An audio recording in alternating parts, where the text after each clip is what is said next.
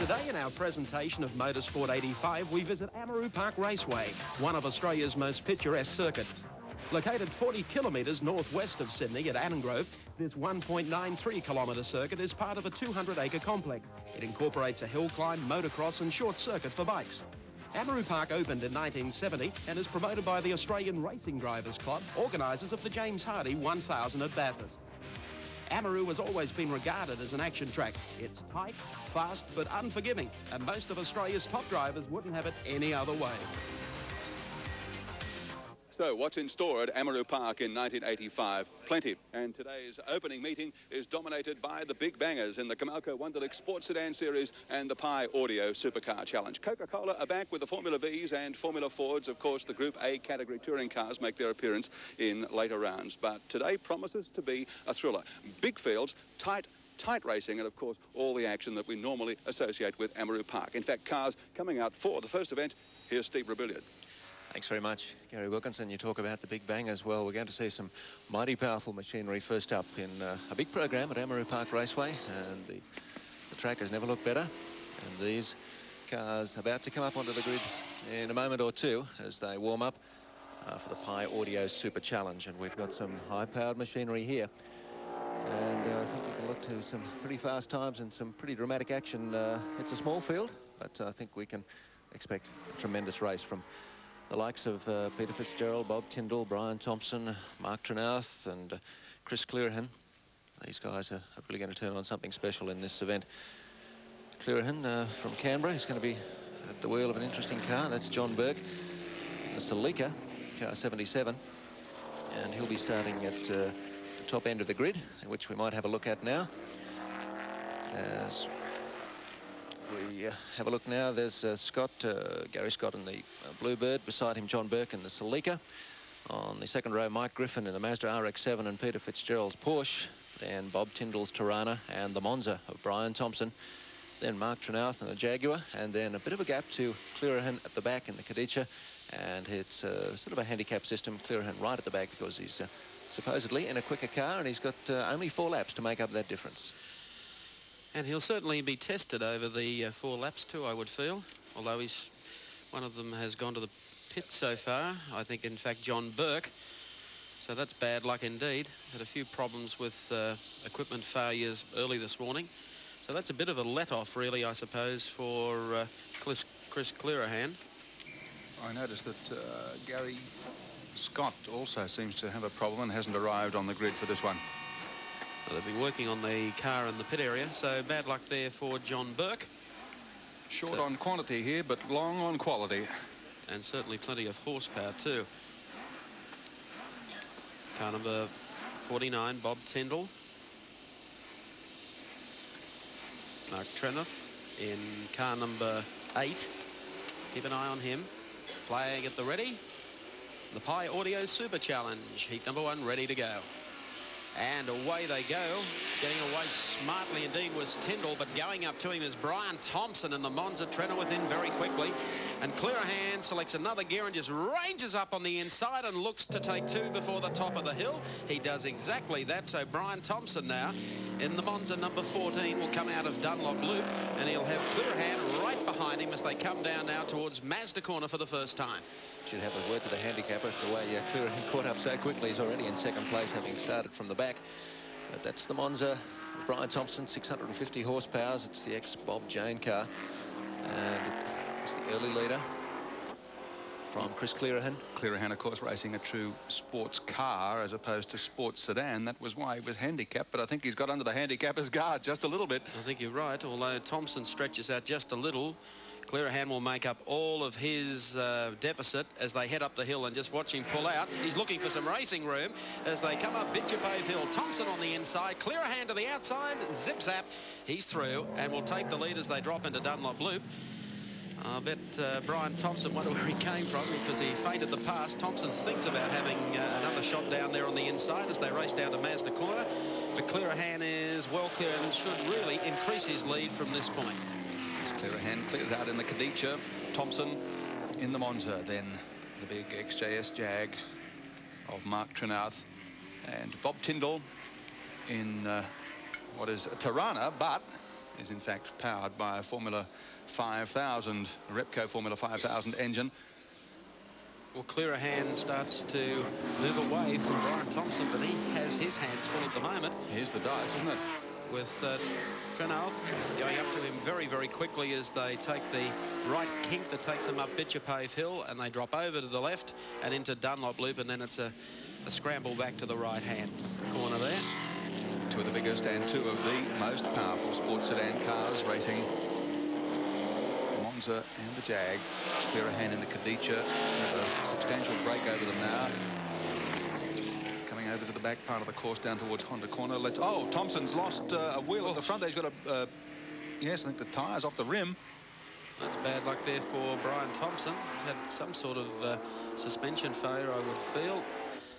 Yes, he certainly has. Hasn't done the fiberglass much good on the outside either. The tyre wasn't off the rim.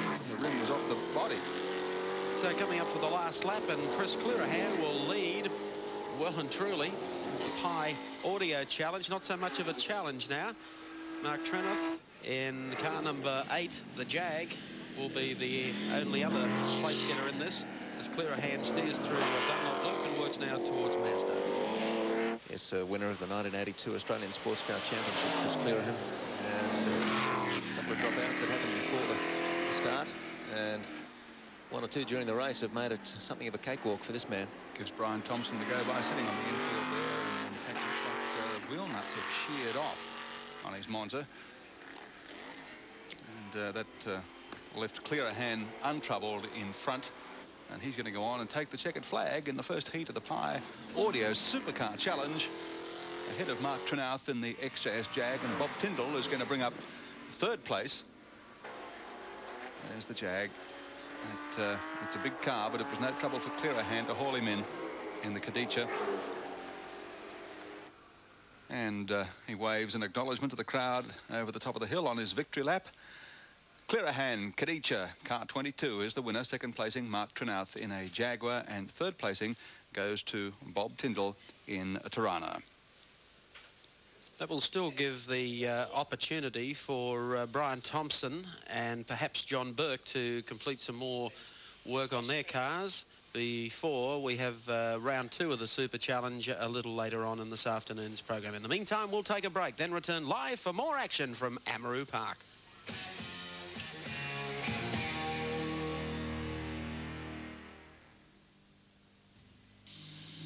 Welcome back to Amaroo Park, where the Coca-Cola Bottlers Formula Ford event is about to start.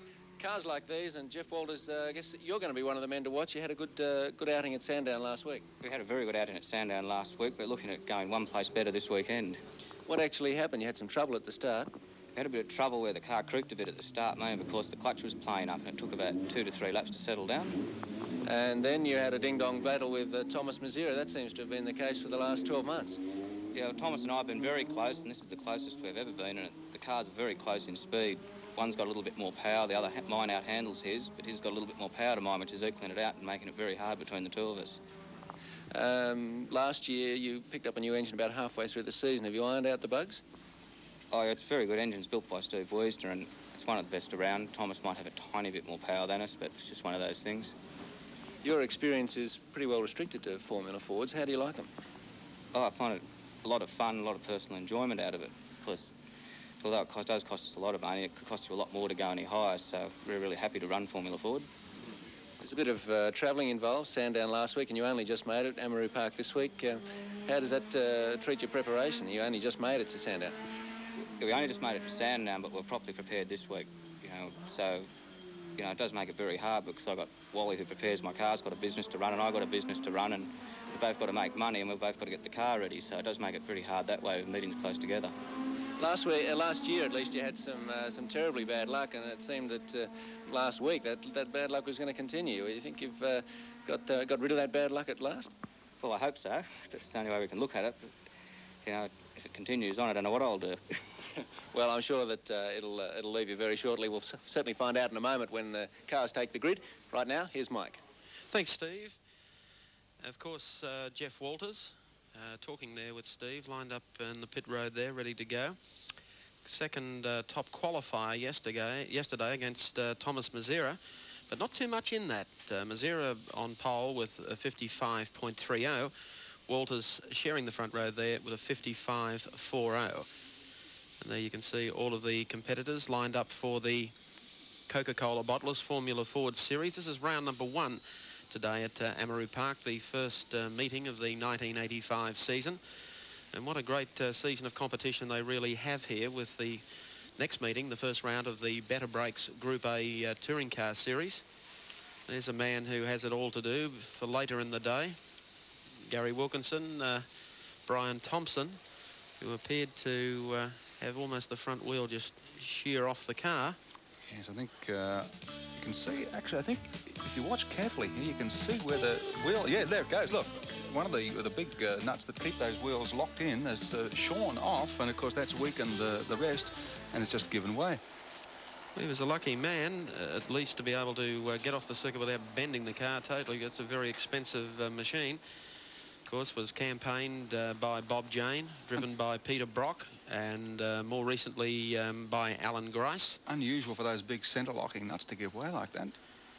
Well, Brian's supervising what's gone wrong and whether or not they can get it repaired in time to run a little later on. We might try and catch a word with Brian Thompson a little later on, prior to the Wunderlich Sports Sedan Series. In the meantime, the marshals are out on the track ready to take the car back to the pit area. So Brian Thompson awaits for the vehicle to pick up the Monza and then take it back to the pit area where he can carry out some work, hopefully, and we'll see him in action a little later on in the program for Heat 2 of the Pi Audio Super Challenge, and of course the Comalco Wunderlich Sports Sedan Series, which also commences here this afternoon at Amaroo Park. This is the next event, the Coca-Cola Bottlers Formula Ford Series. Now, this is going to provide some interesting racing. We've got Jeff Walters, we've already heard from. Thomas Mazera, who he mentioned, a rival that really hasn't been able to shake off, the two of them, providing us with some very interesting dices. We heard Jeff say that Thomas seems to have a little more power in his Reynard, and that Jeff has the slightly superior handling in the Elwyn. Well, here come the cars out onto the track now for the Coca-Cola Bottlers Formula Ford Series, round number 1. Let's take a look at the grid and see how they line up here this afternoon. From position number 1 in car number 5 is Thomas Mazera. From position 2 in car number 4, Jeff Walters. From 3 in car number 8 is Richard Carter. From 4 in car number 31 is Bradley Forjard.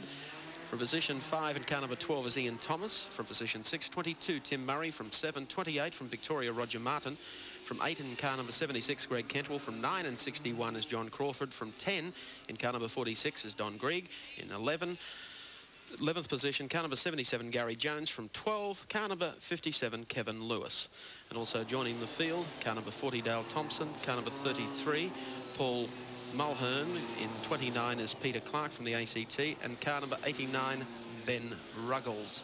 Good effort by Brad Forjard in car 31 to qualify his Van Diemen on the second row of the grid after we saw him at Sandown last week, but this is a considerable improvement here at Amaroo Park. He had, in fact, a couple of seasons of racing in Formula Fords in the UK in 81, 82, and it's been to his benefit. And at last he's got this Van Diemen running pretty well, and he could be a threat in this race at Amaroo Park this afternoon. Does a lot of his own preparation. Used to work as a motor mechanic, but has joined the growing band, I hate to say this, of motor racing drivers who work as garbage collectors. There's quite a few of them. Don't rubbish him. I wouldn't do that. Looking for some cheap spare parts. Yes, you're quite right. There's been a few of them. I think we covered that last weekend. Maybe the growing band continues to grow. One thing's for sure, though, we're going to get an exciting race from this upcoming 10-lapper. There's Thomas Mazera, model of consistency in the Formula Fords. Did so well last weekend at Sandown, back here at Amaroo this weekend, and top qualifier. Marshall's just bringing the cars up into position. A little late with the start, but of course a little time spent in trying to get Brian Thompson's Monza off to an area where the cars couldn't take off from the course and run into the side of it. So we're about 30 seconds away from the start. of the Formula Ford Series. Always produces great racing here over the season at Amaroo Park, one of Australia's more popular motor racing circuits. And of course you see it exclusively on the Sedan network. At 15 seconds away from the start, the start here will be critical for Jeff Walters if he is going to take the lead at the top of the hill. Flag is up. They're racing, and getting away smartly is in fact Walters, but Mazira races up to him ever so quickly. Walters though wins the jump and moves across the circuit and takes the lead heading up Etchepave Hill for the first time. So that's a good start there from Walters, over the top and dropping down into Dunlop Loop. And the order is Walters leading from Thomas Mazira as they come through the turn. Richard Carter up there very, very smartly indeed.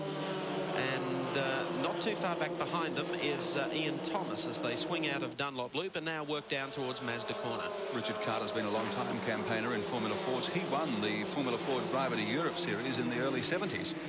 And here he is campaigning yet again at Amaroo Park. Jeff Walters it is, though, that leads as they head down to the lake for the first time, and no problems with his clutch with the start this occasion. He got away from Thomas Mazira nicely, and that's him in the green car, number 4. I tell you what, Mazira's getting very businesslike about wanting to take the lead away.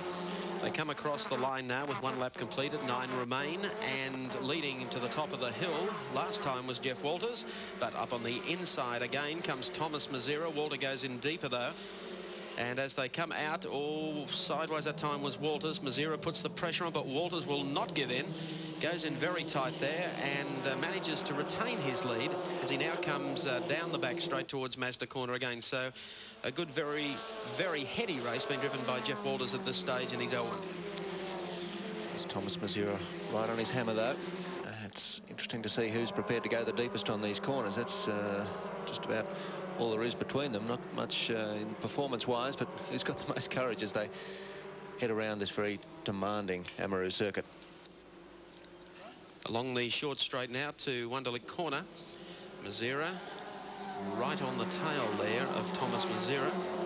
Ian Thomas up there in 3rd place now, I believe, as they head up the hill. And again, Mazira feinting a pass that time, moves right in on Walters as they drop into the left-hander at Dunlop Loop.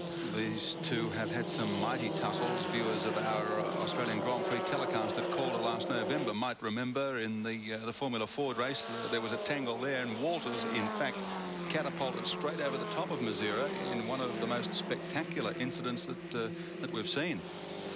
So they'd be just a little weary of each other, I'd say. Ian Thomas, who started from 5th on the grid, up to 3rd place now. And Tim Murray, car 22, right behind him in 4th. So they've got away very well, Thomas and Murray. And they've managed to muscle their way past both Carter and Forjard. But up front, Walter still leads. Mazira working hard, trying to get into a position to challenge. He had a couple of goes on the first lap.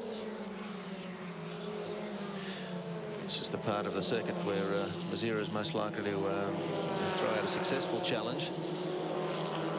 Walters has to check both his mirrors pretty regularly because Mazira is right there. Mazira is very, very quick around this part of the circuit, moving up very, very closely down to the left-hander at Honda Corner. Walters a little more exuberant, throwing the car around, and this is where Mazira will now make up the ground, heading down to the lake corner. Less than a car's length between Walters and Mazira as they come along the short straight to Wunderlich Corner again. They've opened up a bit of a gap now on Thomas and Murray in 3rd and 4th spots. Only 0.1 of a second between Mazira and Walters in qualifying, and it's less than that between them now. Whoop. As Mazira goes all over the track looking for a way past Walters. He's certainly keeping Jeff Walters' eyes very busy. Is Thomas Mazira from left to right, then back again, keeping the pressure well and truly on. This category's been the breeding ground for some of Australia's outstanding drivers in recent years, and these two certainly know all the tricks of the trade. Walters opening up a gap now, coming down to the lake corner once more, and in fact he's shaken Mazira off. He's done a good job, Walters. He was under severe pressure for the first 2 laps. Well, that'll encourage the folks from Wollongong. That's where Jeff Walters comes from every weekend. Trips up north or south from Wollongong to do his racing. Up the hill again. Mazira closes up just a little. He's trying desperately to get back on Walters' tail, trying to get himself a slingshot. Walters maintains the advantage. And you can see the gap now back to third place. Thomas about to come into picture. There he goes. 5 laps to go, so Mazira's still got time on his hands if he's going to slip past this green machine. I don't think Mazira has given up the ghost, not by any means. In fact, he might have a go coming out of this corner if he can just... No, can't quite close up sufficiently under brakes. And that's the third place getter going through now. Ian Thomas. Car number 12, Tim Murray. Just in behind him. Staging a battle of their own. Oh, he's just made it back to over the top as they made the run to Bitchapave Hill. And very, very good move that from Thomas Mazira. The same as you saw only the lap before. Went to the outside, ducked back to the inside, and when they came into view over the top of Bitchapave, Mazira was in front. Through the left-hander, whether or not Walters will have another shot here for the lead. It's probably got the hair standing up on his back after the way that Mazira pulled the last move to take the lead back again. Walters sits right in behind Thomas Mazira. Has the laps on his side. He can still come back to win this. They'd have to be very, very tidy because that's exactly what Mazira is all about. Tidy lines around the racetrack. So Thomas Mazira in car number 5, the Reynard, leads over the top of Bitchapave Hill with Jeff Walters now in second and car number 12, Ian Thomas in third. But the two leaders have dropped Thomas off by probably about 75 metres as they head down to Mazda Corner. Yes, there's only one real battle here, and it's the battle up front between Mazira and Walters. Thomas and Murray staging their own little duel back there for third and fourth, and the rest of the field strung out, headed by Forjard, Carter, then Kentwell in the Elwyn, Crawford and Gregg. But Mazira, here's Walters, nose to tail. You can see there, glance in the mirror. Getting a nice toe along there is Jeff Walters. Sits in behind Mazira as they head up Bitchapave Hill again. Not much point in Mazira checking the mirror. I mean, he knows that Walters is there. Yes. In fact, he shakes Walters sideways there over the top, but he manages to shake Walters on the run up to Bitchapave. Walters got the line. Oh, no, he doesn't. Mazira cuts him out. Mazira just having a look in the mirrors. He's still there, right behind. Down through the gears to the left-hander at Honda Corner. Walters will try and close up. If there is any chance of a pass on, will be at the next turn. He may not be close enough this time. Follows him through the turn. Little Walters tail untidy, yeah. And that'll do him no good at all. You can see, in fact, that as they put the foot down to come out of this corner, Mazira just snuck away that car length. Now, there's the last lap board is out. And Mazira is steaming up the hill. He's going to take every advantage now.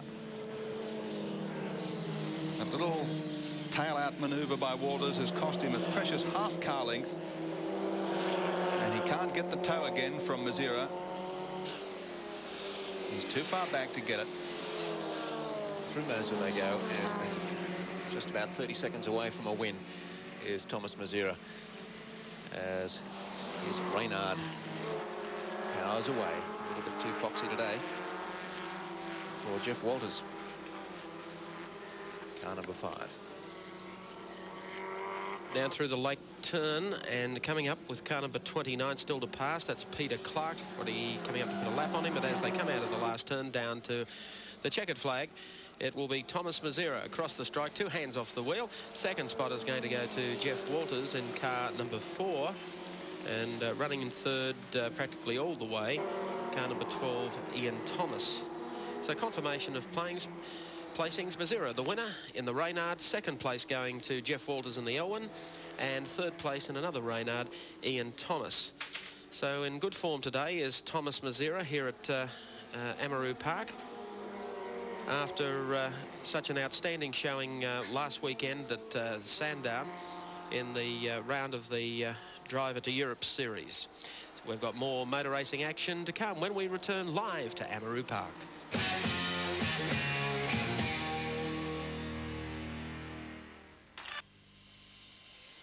And welcome back to Amaroo Park Raceway. Beautiful weather here today for the first meeting of 1985 at the park. And a very busy place indeed this season will be Amaroo Park. And of course today the opening round of racing at Amaroo Park. We'll see the Pi Audio Challenge. We've already seen one round of it, but the sports sedans and of course the Formula Vs and the new laser series to start that'll be highlighting the program. Let's go over to Gary Wilkinson. Well, what a great effort. Thomas Mazera, the leader in the Formula 4 Driver to Europe series, having won at Sandown last week, and now winner first out at Amaroo Park. Yeah, it always feels nice to win because that's what all motor racing about, and it won't be possible for me to win without good sponsor, Dakar Industries. And also with a car owner, David Hayden, who prepares the car, and he always tries to give me the best car, and I just try to give him the best job behind the wheel. Thomas, the trick in driving these cars is to be very tidy, I think. Isn't that the clue, particularly here at Amaroo Park? Yeah, you have to be really smooth. That's where you can pick up a bit of speed. I noticed that your passing manoeuvre was a little bit radical at the top of the hill here. It's always hard to pass Jeffrey, I can say. We had a few tangles last year together, but I think I managed quite right today. Well, you're doing very well, leading both series at this stage of the season. We look forward to some more big wins from you. If everything goes all right, like today, yeah, I hope so. Thomas Mazera, winner of today's round of the Coca-Cola Formula 4 series here at Amaroo Park. Mike, it's all yours. Thanks, Gary Wilkinson. One driver who has dominated Group E production racing here at Amaroo Park over the past 2 seasons has been Peter Fitzgerald, a Victorian who does most of his racing here in New South Wales and at this particular circuit. And I could ask you why that, and secondly, why you would choose to run 2 cars here in this heat today. Well, we've got sponsors for both cars, or only this car's only got half a sponsor, you might say. And we come here to give value, I think, with the television coverage that Channel 7 give. It only helps us run other meetings in other places because we give such good value here. But the cost factor of fielding a Porsche and the Starion? Yeah, well, the Porsche is certainly an expensive car to run, and we need more crew to run the Porsche than the Starion. But somehow we seem to get by. You've had a busy season so far with a trip to the 24 Hours at Daytona. Are you impressed with that? Yes, I enjoyed it. I think it could have been done better, and I learnt a lot from it. I'll say no more than that. Would that have been a curtain raiser to perhaps thoughts of going to Le Mans later this year? Well, I really would like to do Le Mans, although I was once told by Tim Schenken that 24 hours aren't really all what they're cracked up to be, and I sure found that out. It is the most uncomfortable 24 hours I've ever spent. Well, 24 hours, I mean, by the time you cram in what you're trying to do here this afternoon, though, and carrying race cam for us in both the Porsche and the Mitsubishi Starion.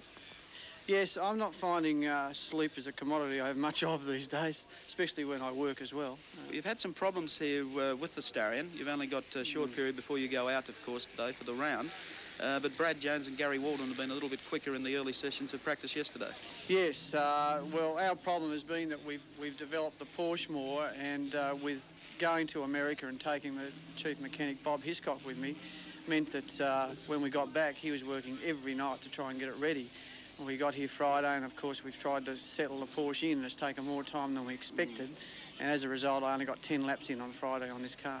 Oh, well, we've been following your progress. You're still up there in the front half of the field. Oh, yes, and I think we'll stay there, and we can only get quicker from here. OK, Peter. Peter Fitzgerald will follow how he runs in the Stay and Stable Goodyear Group E Series when we return after this break.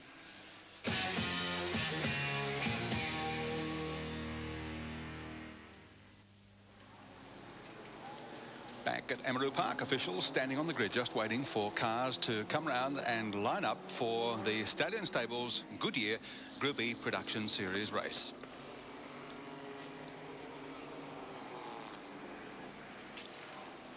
Cars about to come around and grid up. That's car 14, as you can see. Sponsored by Class Cars. Brad Jones in the Stallion. And in fact, he's the man on pole position, so let's check out the grid for this event. Brad Jones, Stallion. Car 14 on pole position. Car 5, Gary Walden, the Mazda RX-7 in second spot. On the second row of the grid, position 3 in car 22 is David Ratcliffe driving a Cordia. Then in car number 3, Peter Fitzgerald in a Stallion. Followed by car 64, Des Gibbs, also in a Stallion. Car 30, Don Bretland in an RX-7. Car 9, Peter Granger driving a Cordia. Then Brian Potts in car 10, the Commodore. Number 12 is Philip Dodd in the Nissan 300 ZX. And car 121 is Jeff Newton driving a Daihatsu. Yeah, the top 12 cars, Gil Slade is next in a Cordia, and John Clinton driving a Lacer. In fact, a number of Lacers completing the field here: Ralph Merkel, Tony Nicastri, Bruce Gibbs, Tony Cossa and Alan Springett, bringing up the rear of the field in a Commodore. Brad Jones, young man going places in a hurry in motor racing these days. 24 years of age, from Albury, been racing for 5 years, but really started to make a name for himself last year. He was the winner of the Pro-Am series at Oran Park. Second in the 81 Formula Ford race at Oran Park, winner of the Victorian Formula Ford series in 1980, but it was Group E racing that really put him on the map in 84. Can he carry on the good work here in 85? I think he can. Well, he's qualified at a 103.6. The flag is up, and it's down to racing, and getting away very quickly indeed for the Stallion Stable Goodyear Group E race. It's Brad Jones and Gary Walden side by side with Peter Fitzgerald, the next one to make a move, and David Ratcliffe up smartly there too in the Cordia. May have dropped even into second as they come over the top of the hill. He forces Walden wide. So it's Brad Jones who leads through the Dunlop loop with car number 22, David Ratcliffe in second, and then Gary Walden and Peter Fitzgerald up into fourth at this stage as they head down towards Mazda Corner. Brad Jones off a very determined David Ratcliffe, very well handling Cordia Turbo behind him. Car number 22, the red one. Not often you see a farm machinery distributor sponsoring a motor racing driver. That's the case with Brad Jones in the Class car. He's very busy too. He's a very busy boy. This is no open paddock here at Amaroo. No wide open spaces. David Ratcliffe, the driver in the Cordia, that's putting plenty of pressure on Bradley Jones as they go beneath our camera position on the start finishing straight and head up Bitchapave Hill. Over the top and dropping into Dunlop Loop again. Still Brad Jones. Back in second, David Ratcliffe. And then, of course, Gary Walden, who was second fastest, but he's under a little pressure too from Peter Fitzgerald. Easy ever. This little turbo Cordia, by the way, second place there of David Ratcliffe. Really is a potent machine. They made their first appearance here late in the season last year and never came close to realising their full potential. But I think Ratcliffe's illustrating right here that they are going to be a big threat in this class of racing. Although he was the man that shut out Walden going up the hill the first time, and Walden looks a little determined to try and recover the lost ground. To the late corner again, Bradley Jones, car number 14, still leads. Peter Fitzgerald getting in right behind Gary Walden at this stage, perhaps to mount a challenge, but the big mover in the Group E race today has to be David Ratcliffe in the Cordia, running in second and looking very, very strong as they head up Bitchapave Hill again. Jones getting away from him and back in third as they make the run over the top. Walden, and right behind Walden is Peter Fitzgerald. Then Des Gibbs in another Stallion holding down fifth spot at this stage of the race. Qualified in that position. So far hasn't been able to make any ground on the leading division. Number 3 is Fitzgerald. Fourth spot, you can see the ground he's got to make up, and here's the go for second and third. Ratcliffe, oh, look at Walden, side by side, coming down to the late corner, and Ratcliffe puts the foot down. He's going to spear, oh, under brakes, look at this great manoeuvre by Walden, cuts back inside, jumps him on the corner, and comes out in second spot. Once again, Ratcliffe moves right in behind Gary Walden. He'll make it perhaps difficult for Walden next time up the hill, and Peter Fitzgerald has come up to join them now to run in the top 4 as they head up the hill again. Some jostling going on here on the racetrack. Here's Fitzgerald making his move on the outside. He displaces Walden. Walden goes back to 4th. Fitzgerald to 3rd, and of course just in front of them Radcliffe to 2nd. So in the space of 200 metres, Walden's gone from 2nd back to 4th spot. Great old dice for 2nd, 3rd and 4th. Certainly is. Heading down towards Mazda corner again. Most of the interest certainly between these 3 drivers. David Radcliffe, behind him of course Peter Fitzgerald, quite anxious to get back into 2nd. Here's Gary Walden in the RX-7. So Brad Jones doing it very nicely, thank you, way up front. Here is the big go for 2nd, 3rd, 4th between Radcliffe, Fitzgerald, Walden. Well, Walden making a move that time, or just about to, on Fitzgerald. Fitzgerald's car just a little taily as it came out of the Lake Bend, across and back up the finishing straight. And Radcliffe's Cordia has the sting. It leaves them in a straight line, but Walden particularly seems to have the, or did have the edge under brakes. He's been the spoiler to the Starions today. Out of the Dunlop Loop and down towards Mazda corner. Still Brad Jones. He's running away with this one. David Radcliffe in 2nd place.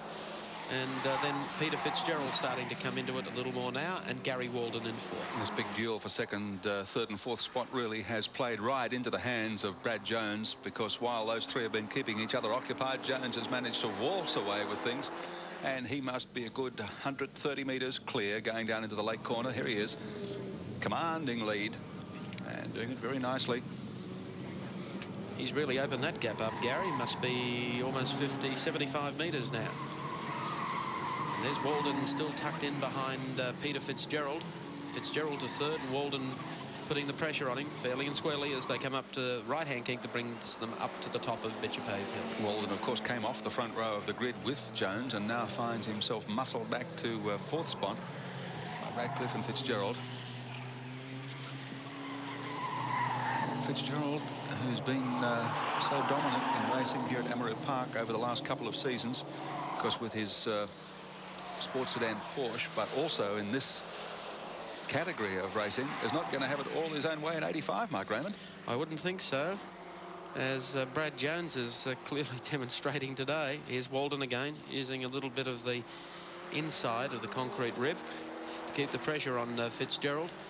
And they're evenly spaced. The race leader, though, is well and truly away from them and increasing his lead all the time. The Gary Walden in the number 5 RX-7, a very consistent performer here at Amaroo Park. Further back in the field, there's Gibbs still holding down 5th spot, and Peter Granger and Brian Potts, cars 9 and 10, also having a little battle. That's another Cordia versus Commodore situation back there. But nothing's changed up front. Dropping into the loop again, David Radcliffe, car number 22. And that the leader opening, Brad Jones opening that gap all the time over there it is, David Radcliffe, increasing all the time. Radcliffe still holding down 2nd. There's our race leader, Brad Jones. Radcliffe doesn't have the same experience around Amaroo Park as Gary Walden and Peter Fitzgerald would have. And he's doing a great job to be holding down 2nd place and to stall off this other pair. Here comes Walden down on the inside, trying an out-braking manoeuvre here on Peter Fitzgerald. There wasn't much in that. And just ahead of them again is David Radcliffe. Okay, through Wunderlich turn. As they come up to acknowledge the signal with 1 lap remaining, Brad Jones still going away from the pack. David Radcliffe still holding down 2nd spot, and Peter Fitzgerald 3rd. Gary Walden is 4th. Just a little taily that time is the Fitzgerald Starion. He has made some ground up now on David Radcliffe. Lacking a little of the sting and the dominance that he showed last year in Group E racing here at Amaroo Park. The new young lion appears to be Bradley Jones, top qualifier by 2/100ths of a second yesterday. And Radcliffe, who I think has been probably the surprise performer in the Cordia. And here is Walden's last chance. Goes to the outside, stays there all the way, and will try and swing back on the inside as they come out of the bend. Fitzgerald goes in, just catches a tyre on the concrete curb, but Brad Jones coming through the last corner. Checkered flag at the ready, and Bradley Jones will go on to win Heat 1, Round 1 of the Stallion Stables Goodyear Production Car Series here at Amaroo Park this afternoon. And a very good drive indeed to young Brad Jones. David Radcliffe in the Cordia. A deserving second in the field, Peter Fitzgerald and Gary Walden. There's confirmation. Jones the winner in the Starion. Second place going to David Radcliffe in the Cordia, and third place going to Peter Fitzgerald in the Starion, the man who won this series at Amaroo Park last year. That's on our Castrol readout of placings in, of course, the Stallion Stables Goodyear Production Car Feature Race today. Well, there's the man who has dominated. We'll be back with more action live from Amaroo Park.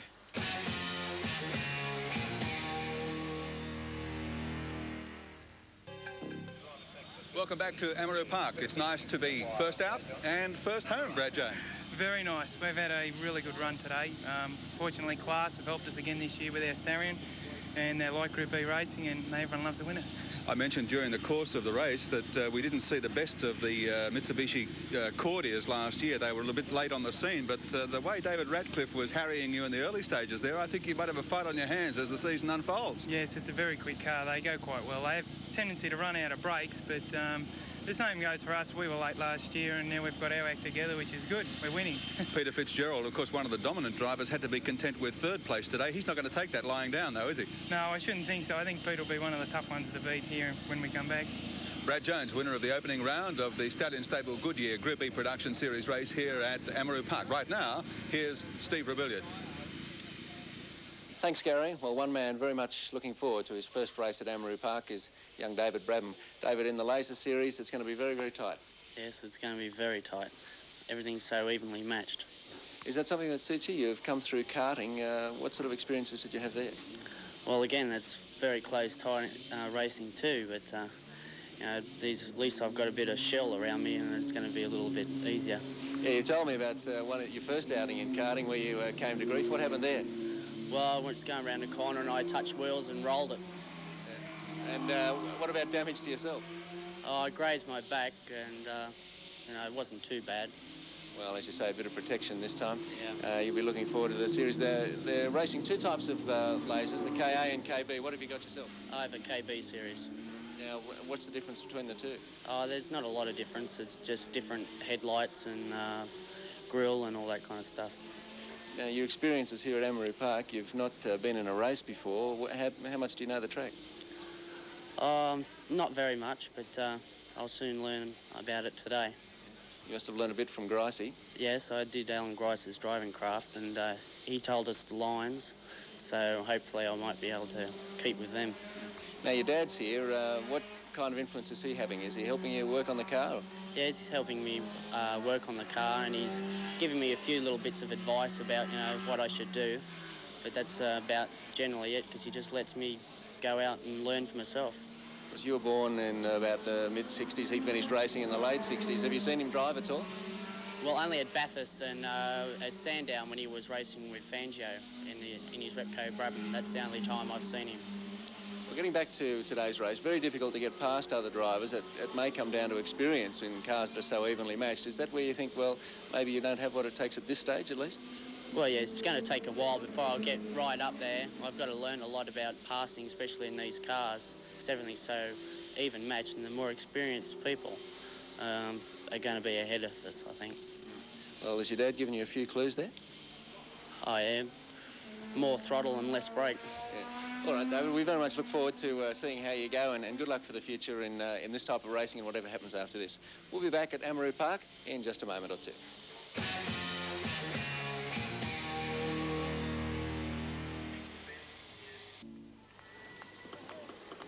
Well, winners can be grinners, and of course young Brad Jones travelling around with the hardware after winning the Stallion Stables Goodyear Group E Series race today here at Amaroo Park. I think a very happy young man indeed. Not so happy would be Peter Fitzgerald, though, who dominated here last year. However, the spectators now giving the place getters in the previous event a big hand as they make their way back towards the pit area. And I think we're going to hear a lot more of Brad Jones as the season progresses. Steve Rebellion. Yes, I think that's right, Mike. He's made it clear during the last 12 months that the man he wanted to displace was Fitzgerald, and today at least that's what he's done. So he's obviously done his homework, and Fitzgerald has got some homework of his own to do if he's going to find a way around Brad Jones, because he certainly looked the goods in that event a few moments ago. Well, as he pointed out to us a little earlier, he really bites off a lot here at Amaroo Park in running not only the Group E Starion but also the Porsche in the various events here, and swapping backwards and forwards between cars all day, particularly if he has a problem with one. It really tends to ring out the mechanics and certainly the driver as well. Jones, of course, is particularly well prepared. He's got two race-ready Starion turbos in his workshop, last year's model and the brand new 85 model. With the talking about 1985 models, Steve. I wasn't watching those. Yes, is the 85 model with the recently approved limited slip diff. So Jones, well prepared, and looks to have a big season in front of him. Big family atmosphere here today at Amaroo Park Raceway. It's a very popular spot for Sydney spectators. Get to see a lot of the racetrack, and the ARDC organise a very well-run meeting. There's only small gaps between races, and there are a lot of races on the card. We're only talking about Peter Fitzgerald. He's already back and strapped himself into the Porsche as we prepare now for the Comalco Wunderlich Sports Sedan Series. Round one here today at Amaroo Park. And not a bad looking field for this event. As you can see, the cars lined up on the pit road, ready to come out onto the racetrack. And they'll be out here in a matter of a few moments. The Queenslander, Mark Trenoweth, in the Jaguar, the fastest qualifier with a 51.4 second lap yesterday. But he's got 0.5 of a second up on Bob Tyndall in the Tirana, 51.9 to Tyndall. And then Peter Fitzgerald in the Porsche at a 52.2. Here come the cars out now. Might be timely to take a look at the grid and see how they'll line up for the Comalco Wunderlich Sports Sedan Series. Round number 1, 10 laps. The distance from 1 in car number 8 is Mark Trenoweth in the Jaguar. Car number 49 from 2 is Bob Tyndall. From position 3, car 3, Peter Fitzgerald. From 4 is 41, Mike Griffin in the Mazda RX-7. From 5, number 77, John Burke in the Celica. From 6, 104, Gary Scott in the Bluebird. From 7, car number 38, Des Wall in the Tirana. From 8, 43, Graham Stones in a Mazda. From 9, car 50, Peter McLeod in a Mazda. And from 10, car 11, Bill Attard in a Mazda. And 11, car number 9, Joseph Sedan in the Fiat. From 12, 351, Russell Kramer in the Falcon. And then another 8 and 9 cars to start back behind them, including Chris Holmes, Albert Cedars, John Vernon, Mal Rose, Ian Stones, Graham Nolan, Stephen Land, Greg East, Wally Kramer, Rodney Crick, Craig Ramage, and Steve Wosley. And one fellow we'll look forward to seeing in action here today at Amaroo is Peter McLeod. And Peter, of course, top runner in Group C racing last year, into sports sedans this year. 36 years of age. Comes from New South Wales, been in racing for 5 years. Of course, has always campaigned Mazda RX-7, third in the Touring Car Championship Series last year, winner of the Endurance Championships in '83. So a very well-performed driver is, in fact, Peter McLeod. And there's Peter McLeod just going beneath our camera as they head up to the top of the list. Cars warming up. Of course, yesterday, around about this time, they wouldn't have had to do any warming up at all. My goodness, it was a hot one in Sydney. The track temperature got up to 54 degrees Celsius. You could have baked an egg on it, or poached one, fried one, whatever you like.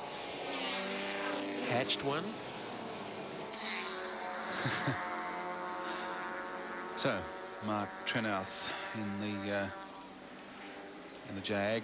Bob Tyndall, Fitzgerald, Burks, Salika, and that there's McLeod. That car, of course, McLeod, the Slick 50 Mazda, is the car that ran in the guise of a Group C touring car. And the same can be said of a number of entries in this race, including car 41, another RX-7 driven by Mike Griffin. It also previously ran as a Group C touring car, but has undergone quite considerable restructuring since then to a full-blown sports sedan, and it's quite a potent machine. And off the second row of the grid, he's in a pretty handy position, Mike Griffin. Bob Tyndall, of course, his Tirana Formula 5000 engine powers that, fuel injected. And he's a master builder of cars, Bob Tyndall. He's done a lot of work on this Tirana to get it running right, and for the opening meeting of the year here at Amaroo, he seems to have it just that way. A good-looking lineup for the opening round today of the Comalco Wunderlich Sports Sedan Series. A big lineup. I think we've seen this many cars on the grid for a sports sedan race at Amaroo Park in a long, long time. Once again, Peter Fitzgerald has it all to do. Starting off the second row, Bob Tyndall. Interesting to see who gets away the best off the front. Jag already primed, it's ready to go. Bob Tyndall. Then Peter Fitzgerald, you can see sitting backs on the inside. The field tailing out back round the bend. As I said, we haven't seen that for a long time. The word is that Brian Thompson is busily repairing his car for the second round of the Pi Audio, so we should see it back on the track. We'll try and catch a word with him a little later. Flag is up, ready for the start. Racing in the Comalco Wunderlich Series and getting away smartly is Tyndall, and Fitzgerald comes straight up the inside. Trenoweth was knocked back, taken back by all of that, and as they race to the top of the hill for the first time, I think you'll find Fitzgerald has just put the nose of the Porsche in front, and he'll lead from the Jag, and coming straight down on the inside is Griffin very, very quickly indeed, and they were then followed by John Burke in number 77. We've got a real race going here as they head down to Mazda Corner. Blinding start by Peter Fitzgerald and Mike Griffin. They've come off the second row to blow out Trenoweth in the Jag and Tyndall in the Tirana and grab the front running two positions. Fitzgerald must only have been warming up in that Group B race. He's really firing as he heads down to the lake for the first time. Well ahead of Mike Griffin in the Mazda RX-7, and deep under brakes comes Bob Tyndall and Trenoweth in the Jaguar, but Peter McLeod and the 50 Mazda has made up 3 or 4 places off the grid. He's got a lightning start as well. How close do they go to the guardrail as they come out of Wunderlich Corner and then try and steer in a straight line up to the right-hand kick that takes them up to the top of the hill, and dropping down into Dunlop Loop. Griffin, Trenoweth now starting to come back to put the pressure on Griffin here as they come out of the loop and down towards Mazda. In the meantime, Fitzgerald has bolted. He's long gone. Further back to Burke, and as Gary mentioned, Peter McLeod making a lightning start in the yellow and black Mazda RX-7, now running in sports sedan trim. There he goes through there.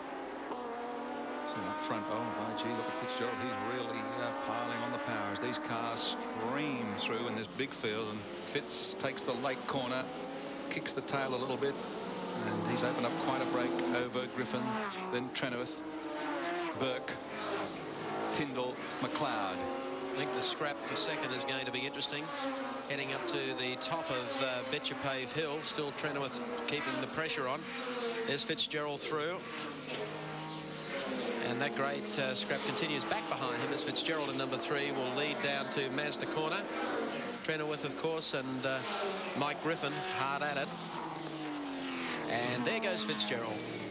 Trenoweth almost through to second, may have got second as they went through that bend. Yes, he has. And Mike Griffin just back in third place behind him, so a change there. Trenoweth has it all to do now to try and reel in Peter Fitzgerald in the Porsche. He's starting to power away from Griffin, so it is feasible he can pull back the deficit. between Peter Fitzgerald and himself, but it'll take a lot of hard driving. Big Jag was just a little slow to move off the mark when the marshal dropped the flag, and Trenoweth lost out 2 or 3 positions. He's been held up for a little while by Griffin, but now that he's got past, 31 Stones is into the wall. Which one is it? That's Ian Stones. There are a couple of them. Graham Stones also driving in car 43. Oh, it's not the place to park it. Well, at least we know he's going to be Stone medalist last. Oh. The race continues. Peter Fitzgerald in car number 3 coming down to Honda Corner, and as we thought might happen, Trenoweth is now starting to haul in the Porsche, so we have a real race going here, heading down to the Lake Corner. Gap really closing. In fact, Trenoweth now within 2.5 car lengths. Ooh, dearie me, the boy Griffin running 3rd. They're almost got the park car.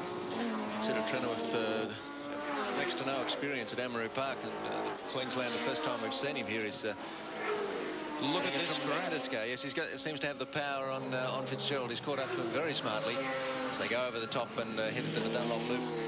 It's the better handling of the Porsche which enables Fitzgerald to stay in front for the moment. But watch out. Absolute brute force, the V12 Jag XJS. Really pounding the pavement there behind Fitzgerald. Is there really a long enough straight line on this circuit, though?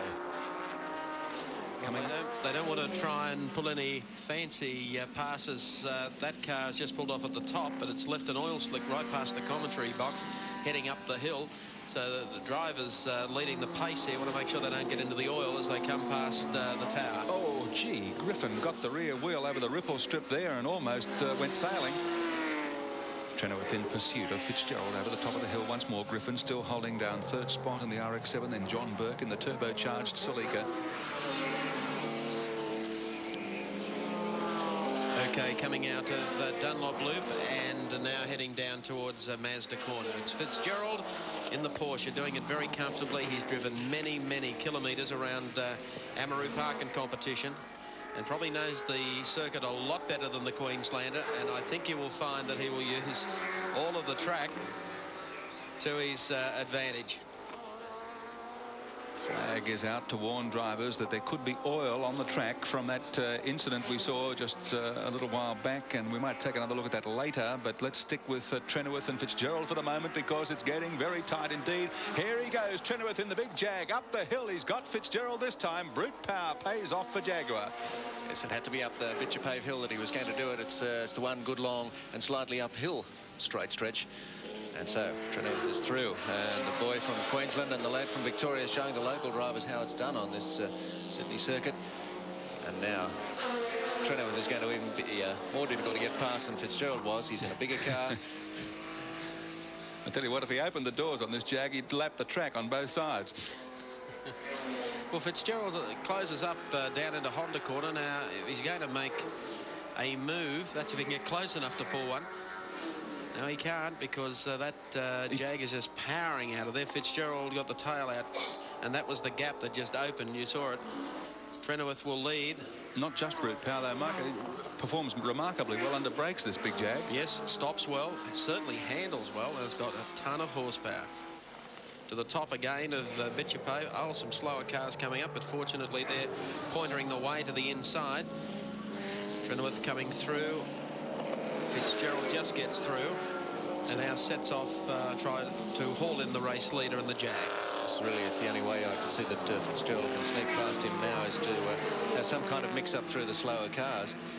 But Trenoweth isn't about to let that deprive him of a victory. 41's out. Griffin, the man that mixed it with the leaders through the first 4 or 5 laps, has pulled off the track, so it's really between these two now. And they've dropped off John Burke's Celica and Bob Tyndall in the Tirana. They're holding down 3rd and 4th spot, and also McLeod's Mazda, but it's a duel in 2. Trenoweth steams up Bitchapave Hill again. Fitzgerald, who I wouldn't say was unbeatable, but almost unbeatable in the Porsche here last season, finding it a little difficult today. He's been rubbed in the in the Group E race and looked like he had this one shot, and the trophy was engraved with his name on it. Well, Bob Stevens was the only man that could top Fitzgerald round here in that big Monaro of his last season. Yep. Down to the left-hander at Honda corner, and as they come out heading down, Trenoweth continuing to open that gap over Peter Fitzgerald. Fitzgerald, yeah, I think he's losing touch with the leader. Any chance he had was dependent. There's the last lap board, and Trenoweth goes over the start-finish line, pursued by Fitzgerald. And I don't think there's any way that Fitzgerald can make up the ground here. Trenoweth would have to do something foolish, and I don't think he's about to do so. Bob Tyndall, I think, still back in third place. Fourth place, and right behind him is Peter McLeod. Yep. John Burke, the driver, separating them in 77. So Mark Trenoweth down through Mazda corner, dropping down to the left-hander at Honda corner as this one sewn up. Comes out of the bend and really opening that gap to probably 75, 80, probably 100 metres now over Peter Fitzgerald. So he's done this one very comfortably. Didn't get away from the start all that well. He's come back beautifully in the number 8. Just one corner to go for Mark Trenoweth in the XJS Jag, and he takes it now and lines up for the run to the checkered flag. And there it goes. Car number 8 is the winner of this first race in the Comalco Wunderlich Sports Sedan Series in the V12 Power Jaguar. And you'll find that Peter Fitzgerald is in second spot. In fact, let's check them officially. Mark Trenoweth from Queensland. Car number 8, the Jaguar, is first. Second placing to car number 3, Peter Fitzgerald in the Porsche. And third goes to car 77, John Burke in the turbocharged Celica in Heat 1, Round 1, the Comalco Wunderlich Sports Sedan Series at Amaroo Park for 1985. Be interesting to see whether or not Trenoweth can make that a double in the sprint race, the 5-lapper they have coming up. However, it was a race of incidents. Let's have a look at this one. Young Stone, who wound up in the wall. How did he get there? Well, we'll attempt to show you right now. Out of the bend. Oh, somebody put him there. That's how he got there. He got the rub all right. Crash right into the wall. Not the best place. And I'd say a lot of work still to do on his car. Got the crunch from a BMW there. Looked like it. Well, there's Trenoweth, the Queenslander, returning back to the pit area after taking out the Comalco Wunderlich Sports Sedan Series. We've got more action to follow when we return live to Amaroo Park.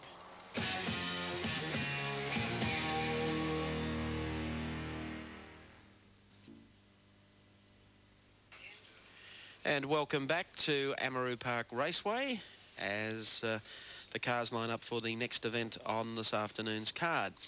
And it's a non-stop program here at Amaroo today. Trackside to talk to the winner of the last event is Steve Rebellion. Round 1 of the Comalco Wunderlich Sports Sedan Series, won by Mark Trenoweth. Mark, that was a great drive. A little bit slow at the start, but there at the finish. Yes, I messed things up a bit at the start, Steve, but I made up for it all. I've just heard that Peter helped me out a bit by getting a flat tyre halfway through the race, so I was most grateful for him. What was the story at the start? Oh, I just didn't do the right thing and lost a bit of ground. I'll have to work on that one. Mark, it's great to see you down here from Queensland. What's your impression of the track? Oh, well, yesterday's was a bit of a shock to the system, but today's a beautiful day, and the track itself's lovely. I'm getting used to it. And your car looks most powerful. Looked very impressive once you'd made up for that slightly slow start. Yes, it's going well. I've got John McCormack and Keith Young to thank for that down in Tasmania. They've done a wonderful job on the engine. And we're going to see you later, eh? Yes, we'll be down for most of the rounds this year. That's tremendous. Great result for you first up. Mark Trenoweth, winner of round 1 of the Comalco Wunderlich Sports Sedan Series. Here's Gary Wilkinson. Thank you, Steve. Formula Vs. They might be small, but by gee, they can be spectacular. Eric Marsh knows all about that. We saw you at Sandown. Whoa, goodness me. Yes, Gary, it was quite a large incident in the first corner in the final race. Unfortunately, too many Formula Vs were going too hard into the corner, and being a competitive sport as it is, especially Formula Vs, a few wheels touched, and unfortunately I was put out along with a few other guys, and that's the way it happened. Max Cobb was hurt in that incident, but I understand he's okay now. Yes, Max got pretty shaken up. He got hit, fairly hard. He rolled at least once, I'd say, and then got hit by another car. He cut his arm, but you know, thank God he's all right now. If ever a circuit was made for Formula V racing, I guess it's Amaroo Park. Yes, for sure. This is the third time I've been up here, and you know, it's a tricky circuit. It certainly tests your skill as a driver in the car. So. You were off pole at Sandown. You're back in 9th spot on the grid here behind a guy called Bernie Henley. You must have seen the tail of his car a lot. Yes, old Bernie's been around a long time, but we'll try and get up there and give him a run for his money. Formula V racing, the fields are big, but it's not impossible to come from well back in the field and still get up and win, is it? That's very true. There's very little between most of the first 10 cars. You're talking tenths of a second, separating the grid. So, anyone from 10th or even further back can come up and win, certainly. Hope you have a lot better luck today than you had at Sandown. So do I. Eric Marsh, one of the interstate visitors, hoping to knock off the local king, Bernie Henley, in Formula V racing here at Amaroo Park today. Here's Mike Raymond. Thank you, Wilco. Car number 31 being loaded on the trailer, of course, after coming to grief in the last event, Young Stones. There's the man that they'll all have to beat in the Coca-Cola Bottlers Formula V event. And that is the veteran Bernie Henley. Smiling Bernie, who's a vet of the sport. And I tell you what, it takes a pretty good man to wrestle him around here in a Formula V race at Amaroo Park. He has a great reputation of being not only a winner, but a fellow who can be very aggressive when they really get down to it. And he was top qualifier yesterday with a 101.8, Sergio Lavamakokka. In the concept, the next car through, Stephen David in the Commando. Car number 76 could bear watching. Ian Simpson in the Manta. Some beautifully turned out cars. Frank Kleinig there in the black number 9 car. Brian Selby from a racing family, the Selbys, in car number 5. Peter Ladix in car number 3, the Renmax. And back behind him in car number 4, Eric Marsh, that Gary was just speaking with. Car number 8 is the next one back, Ray Bontoft, and then Chris Lewis in car number 55. And so the line goes on. We could keep giving you the cars individually, probably through for another quarter of an hour, because they stretch all the way down the pit road. And a top field of 25 entrants. There's 74. Jeff Stone. And just back behind him in car number 20, of course, is Norm Johnston in the Spectre. Mitch McDonald in car number 83, still to come in. 52 is already lined up, ready to go. It might pay us to have a look at the grid and how they'll line up officially after qualifying yesterday. On pole position, Bernie Henley. Car 1 starts from 1. From 2, car 11 is Sergio Lavamakokka. From 3, car number 2, Stephen David. From 4, 76, Ian Simpson in the Manta. From 5, car 9 is Frank Kleinig. From 6, car 5, Brian Selby. From 7, car 12, David Smith. From 8 is car 3, Peter Ladix. From 9, 44, Eric Marsh. From 10, car 8, Ray Bontoft. From 11 is car 55, Chris Lewis. And from position number 12, car number 23, Steve Normoyle. Oh, Mike Raymond, I can tell you, I know how big the field is, having just run back here from speaking with David Marsh, Eric Marsh, rather. I lost count of how many cars there are lined up on the grid. 25. Is that right? Seems like more than 25, but they've been clearing the track. Some oil spilt, and the marshals have been going around. So that's not the best sign for most drivers as they take off out of the pit area, but at least the marshal's been very quickly on the scene and putting cement dust down to soak up the oil that was spilt. Not so much in the last race, but the one before it, actually. And the couple of drops in the last event didn't help matters a little bit. So the program running just a little late at Amaroo Park. They're only 5 minutes, but they'll pick that up for completion of this next event. And this should be a bottler, Coca-Cola bottler for the Formula Vs. How do you do it? He worked hard on that. Enough. It's a beautiful day at Amaroo Park. Conditions looked a little dubious just prior to the start of our telecast, but most of the heavy cloud has cleared away, and it's a beautiful day and a lot more pleasant conditions if that's the right word, for driving after qualifying yesterday out here in the most extreme heat. The guys that have to wrestle these cars around here, particularly the sports sedans, really you've got a feel for them. Done up in their fireproof uniforms and out there on the track temperature yesterday of 54 degrees, and with the engine stuck in your hip pocket or sitting in your lap, it makes things rather uncomfortable. Heading down to the lake corner, car number 11, that's young Sergio, and Bernie Hanley up there on the inside to start from pole position. Only 1/10 of a second the difference in their time in practice yesterday. Steve and David about 2 or 3 tenths off behind them. Bernie noses up to our camera. And they're on good terms, Bernie and the camera. They see a lot of each other here at Amaroo Park, because he's more often than not off the pole position and more often than not first home to greet the judge. One of the marshals gridding the field. And Bernie and I are old mates. I think I've interviewed Bernie more than any other 3 motor racing drivers put together. That's how winning he is. He got 7 Coke trophies last year and almost a Golden Globe award. Sergio Lavamakoko, though, is one of the aspiring young drivers who would take away Bernie's crown. Number 2. Stephen David, he's driving a Commando. There are some exotic names to these cars, although they basically conform to a very strict formula. 76, of course. The Queenslander Ian Simpson is here. Simpson doesn't often make the trip to Sydney, and when he does, he usually manages to figure in the finish. Not too long away from the start. The flag is up. We're ready to go racing. And racing we are in the Coca-Cola Bottlers Formula V Series. Round 1, and the super vet Bernie Hanley gets off the line very quickly indeed.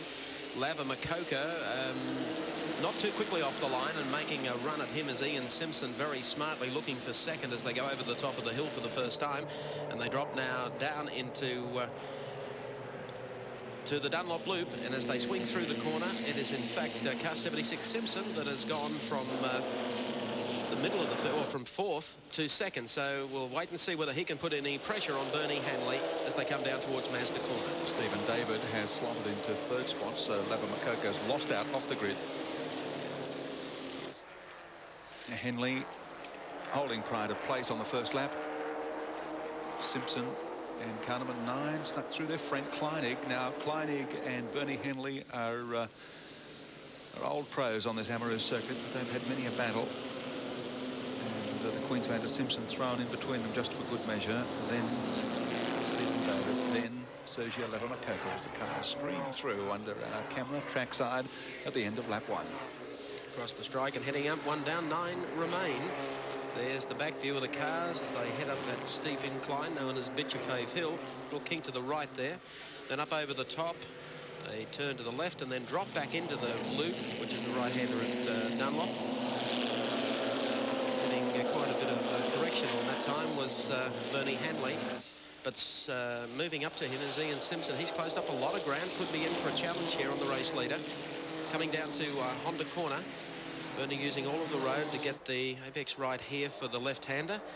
And up on the inside of him, of course, comes Ian Simpson. The rest of the field streaming by as they head down to the lake corner, with Hanley still in charge and Simpson making a determined bid here as he closes up under brakes. Bernie Henley, a man who seems to win more races than he loses here, but he doesn't always lead from start to finish. He seems to surrender it halfway through and then find another way past whoever might like to challenge him.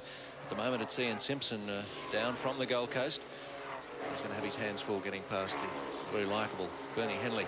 I can remember Henley running 10th or 11th here. Missed the jump on the grid one day, got shuffled back, I think, to 12th, in fact, and still got up to win the race. Well, he's just lost the lead here in one swoop here from Ian Simpson of Queensland. We'll see if he can fight back.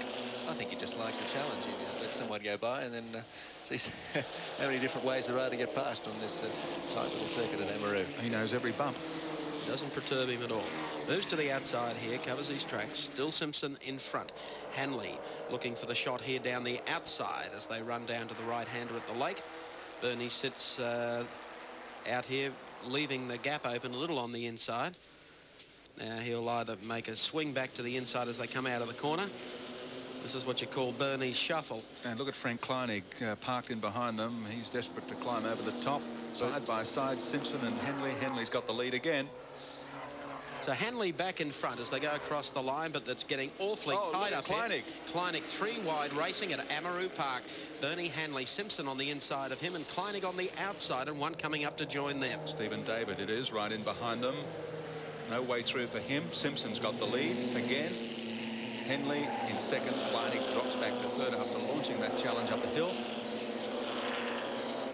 Now it's Simpson covering his tracks. He goes from the inside to the outside. Bernie just sitting there. Doesn't ever look ruffled. They come down to the left-hander again at Honda. They've picked up 2 more for the ride. Lava Makoka is in a lather himself. Some problem up there with car number 11. Fact was he was going the wrong way, but he's rejoined the field at the loop. And just as he does, Simpson takes the lead back from Bernie Hanley. But don't put the glasses down yet, because Bernie's far from over with this. Sitting back very casually, as I recall, about 44 years of age. In the veteran class. Top 4 have got a fairly big break on the field now, Mike, but I see that car number 8 is in 5th spot. That's Ray Bontoft driving an Elf, and he's done pretty well to come from 10th position on the grid. Those 4 you can see contesting the lead, no more than 0.7 of a second between them in qualifying. And it's Bernie Henley back in front of Simpson. You can't blink here at Amaroo Park. He passes everywhere on the change of all our cameras. Just as you change, Bernie's got the lead back again. Down the back straight now to Mazda corner. Pink there to the right, joining them on the freight train is Stephen David and the commando.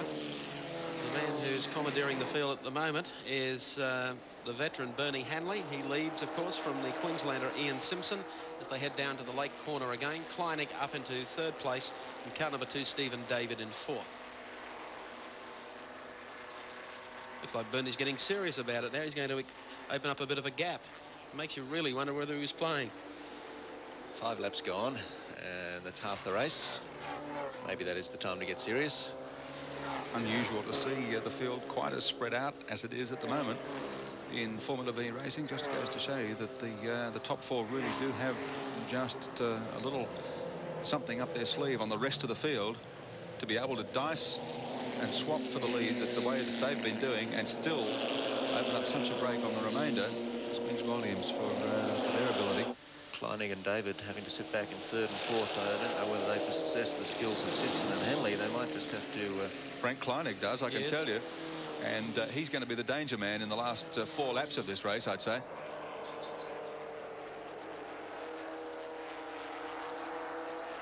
So coming down into the lake corner once more, Bernie Henley in front, Simpson under challenge from Kleinig, David in behind them, just waiting his chance. And as I said, I just have the feeling that Kleinig might be the danger man if the 2 up front don't watch themselves. This is really a good scrap. It is 4 going for the lead, and Bernie leading the parade up the hill. Now it's Simpson who pulls out and has 1 more shot for the lead, pulls up alongside Bernie Hanley. Will try and take him on the inside and then swing straight back, and he does that nicely too. So he's got the lead back from Bernie Hanley. Bernie is very close indeed there as they come out of Dunlop Loop, heading down to the kink there, the right-hander at Mazda, and Hanley sitting right in behind, getting the tow. Kleinig sitting in behind them, and also Stephen David in car number 2. And the field quite spread out behind that quartet. Ray Bontoft holding down 5th place, then a break to Brian Selby, Peter Ledeeks, Eric Marsh, Steve Moyles also in there driving a Spectre, then Damon Beck, Jeff Stone, and Mitch McDonald. Simpson still leads. Here's Kleinig putting in his challenge now. Coming out of the bend, Simpson, I wouldn't say well clear of Frank Kleinig or Bernie Hanley, but they come back onto the straight. There's still a few laps left to run, and the Queenslander has hit the front. Bernie, though, going to pull a number on him as they come up the hill. Wait for this one. This will be a shot down the inside. If he's got enough power, and he'll go exactly the same as the little trick that was played on him. And he's back in front again. And everywhere they go, Kleinig goes. Kleinig has been glued to this train since it took off from Amaroo just a short time ago. Henley and Simpson seem to be able to pull that move on each other at will. I wonder if whoever's coming second on the last lap might be the one that wins when they get to the checkered flag, if they can do that repeatedly. I think Bernie's still got a trick up his sleeve. One of these times, though, the second place getter is going to pull out the pass and finally going to spear right between them. Down to the late corner again, the right-hander, Simpson closing up behind Bernie Henley. Oh, Byrne got a wheel up there on the curb coming in. Laps are running out. Simpson still there, and Kleinig. 2 to go. In car number 9, still sitting in there waiting for the split. Henley, Simpson, Kleinig, David. And that's pretty much the way they've been, except the top pair keep swapping every other lap. Simpson close, but not in a position to challenge. Swings to the outside, going to try and get the run out of the turn. Bernie gets a wheel up again. But covers these tracks remarkably well. Down to Mazda. Simpson building up the pace, looking for another challenge. There's one thing he won't do to Bernie, and that's rattle him. So he swings back to get the corner right, the left-hander. So really it's up now to Ian Simpson, the Queenslander, in car number 76, whether or not he can make a move here under brakes. So we've seen Bernie Henley in previous meetings come from second to win the race on the last corner and then step out of his car as if nothing had happened. So he'll remain cool, as you say, Mike. He's quite unflappable. Simpson now tries to close the gap on Henley as they head up Bitcher Pave Hill for the last time. Out goes the last lap board. And it's Kleinig in third, David in fourth, and Bernie Henley. Can he hold on one more time? Well, he's not close enough. Well, he's made a move here right at the last moment. That didn't work. I think Bernie had that well and truly covered, and Frank Kleinig just looking for any little opening that might come his way, coming out of the loop. The man up front is 43 years of age, Bernie Henley. Frank Kleinig in third spot is 46. And Ian Simpson in between them is 32. So there's a ton of experience here at the head of this race. Okay, here's the duel by Kleinig. Here's Kleinig. Puts a wheel down there on the inside. That probably had an unsettling effect on Ian Simpson. And just look at number 2, Stephen David, is going to hose Kleinig at the same time. Coming down, Kleinig says, no way. Tries to pull back there on the inside. Couldn't pull it. Here's old super vet himself, unflappable Bernie. Last corner coming up now as they come out onto the straightaway and across to take the checkered flag. A bottler from Bernie. Second spot, we'll confirm for you, but Ian Simpson, of course, along with Frank Kleinig, very, very close indeed as they went across the line to take the checkered flag. They have confirmation of placings. Bernie Henley, a very popular winner. Second place going to Ian Simpson of Queensland in the Manta, and third place, of course, going to Stephen David in car number 2. The unfortunate one, that being Frank Kleinig, who was right in there with them, but managed to drop a spot in the last half lap of the race. So you've got to give it to Bernie Henley. He's a winner at Amaroo Park, and there's more winners to come when we return with more live action.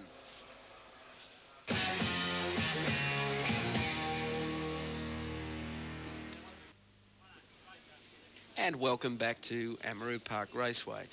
Well, we've seen Bernie Henley get up to win the Coca-Cola Bottlers Formula V Series, the opening round here today. And, of course, still to come in our telecast this afternoon, something that some of our older viewers would appreciate, the Appendix J Golden Oldies. In the meantime, let's now go trackside to Gary Wilkinson. Thank you, Michael. Well, here I was saying that I've done more interviews with Bernie Henley than with any other 3 motor racing drivers put together. And Bernie Henley, here you are again. Yes, I'm glad I'm here. I really am. Bernie, you really are unbeatable around Amaroo Park. What's the secret? Well, it's preparation, I think, and driving, of course. Ability. Yes. Tell me about the difference between these cars. Ian Simpson and young Stephen David, the 3 of you are driving what are, in the program, as 3 different cars. But basically, what's the difference between them? The only difference is actually the body shape and the frame, like the chassis. Mechanically, there would be no difference whatsoever. Mm. I notice you're also contesting the Goodyear Laser Series as well at Amaroo this season. Yes. Departure for you? No, I just wanted to prove to people that I can drive sedans as well. And on top of that, I thought it was a good class to compete in. Obviously, I'm in need of a sponsor because really, with both cars now, it is cutting right into my budget. Bernie Henley, a man who's used to winning. He's winning again in the first round of the Coca-Cola Bottlers Formula V Series here at Amaroo Park. Now, once more to Mike Raymond. Thanks, Gary Wilkinson. Well, a familiar face returning to the pit area here at Amaroo Park today is that of Queenslander Gary Scott, winner of the Scholastic 300 in the Nissan Turbo last year. Now, you're back running sports sedan. We've been following your progress today.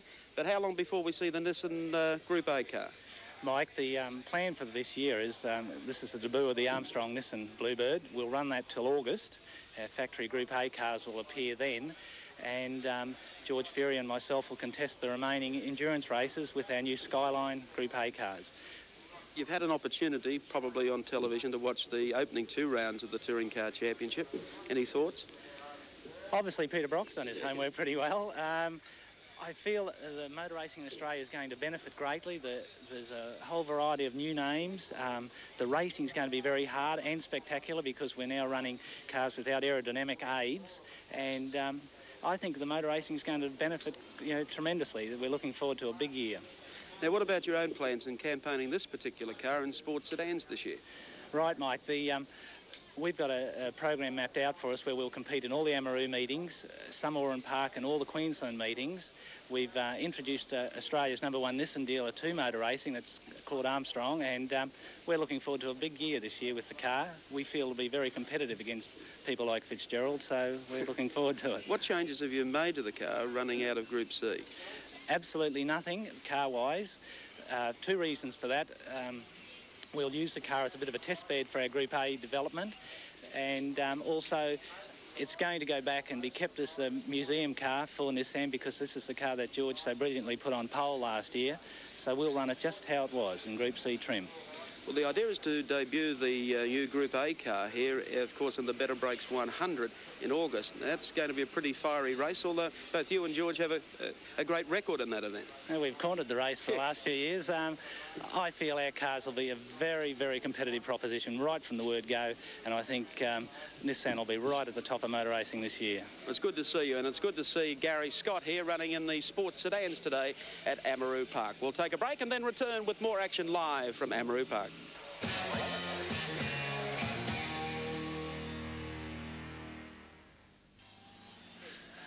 Track officials out and waiting for the next event. The cars are just doing a little warm-up lap, and these are interesting cars indeed. They're here for the Les Van Holden Appendix J Trophy race, and we're going to see Minis, LDHs, Cortinas, an Impala, old Chev Impala, Cortina GT, Fiats, Vauxhalls, even a Buick Riviera. Should be a classic race.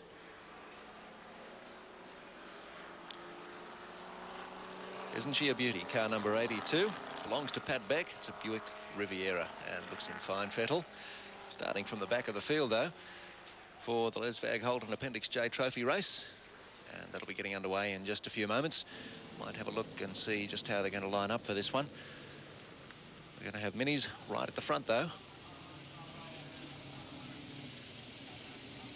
Half a dozen Minis, in fact, in the field as we look at the first couple.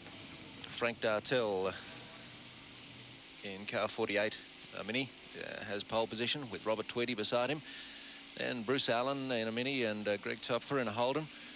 And we have the Cortina of Robert Cobden and Warwick Austin in a Mini. Another Holden behind them, Mike Dyer, Nigel Brennan in a Mini, Roland Hill in a Holden, Edward Gavin in a Mini, and David Clement in a Holden, Brad Hancock in another Holden, making up the first 12.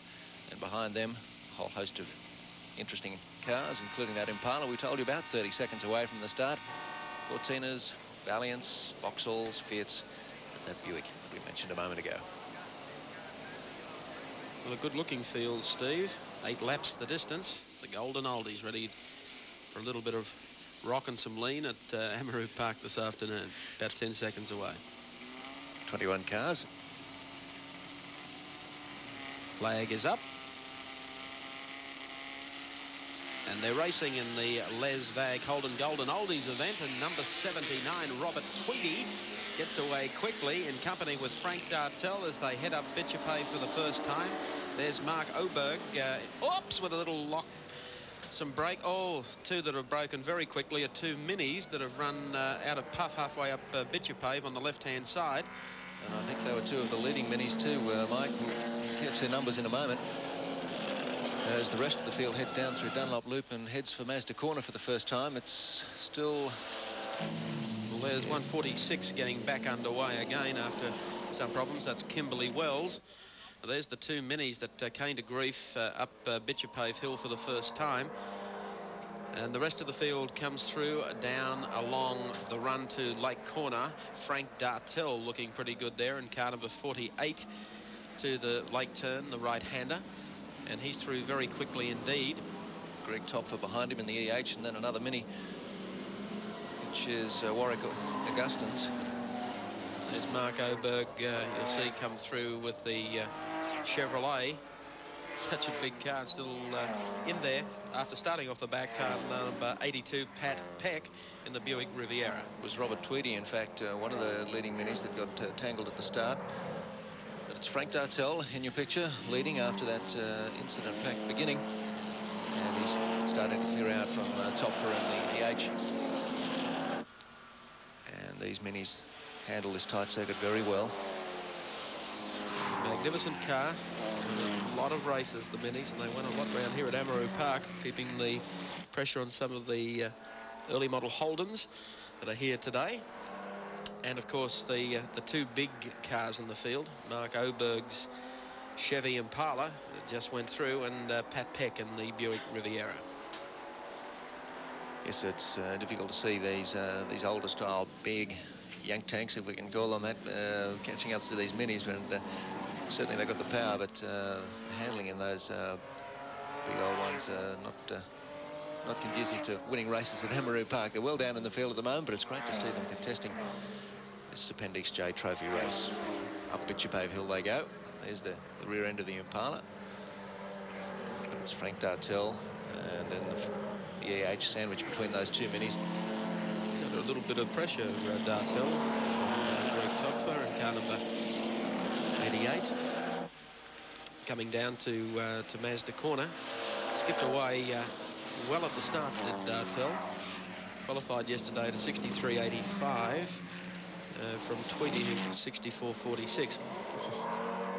Using what you would call the wide line through there.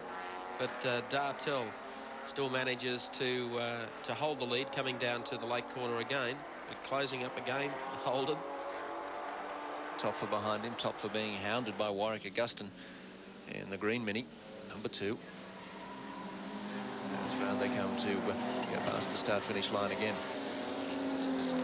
8 laps, and they've completed 3.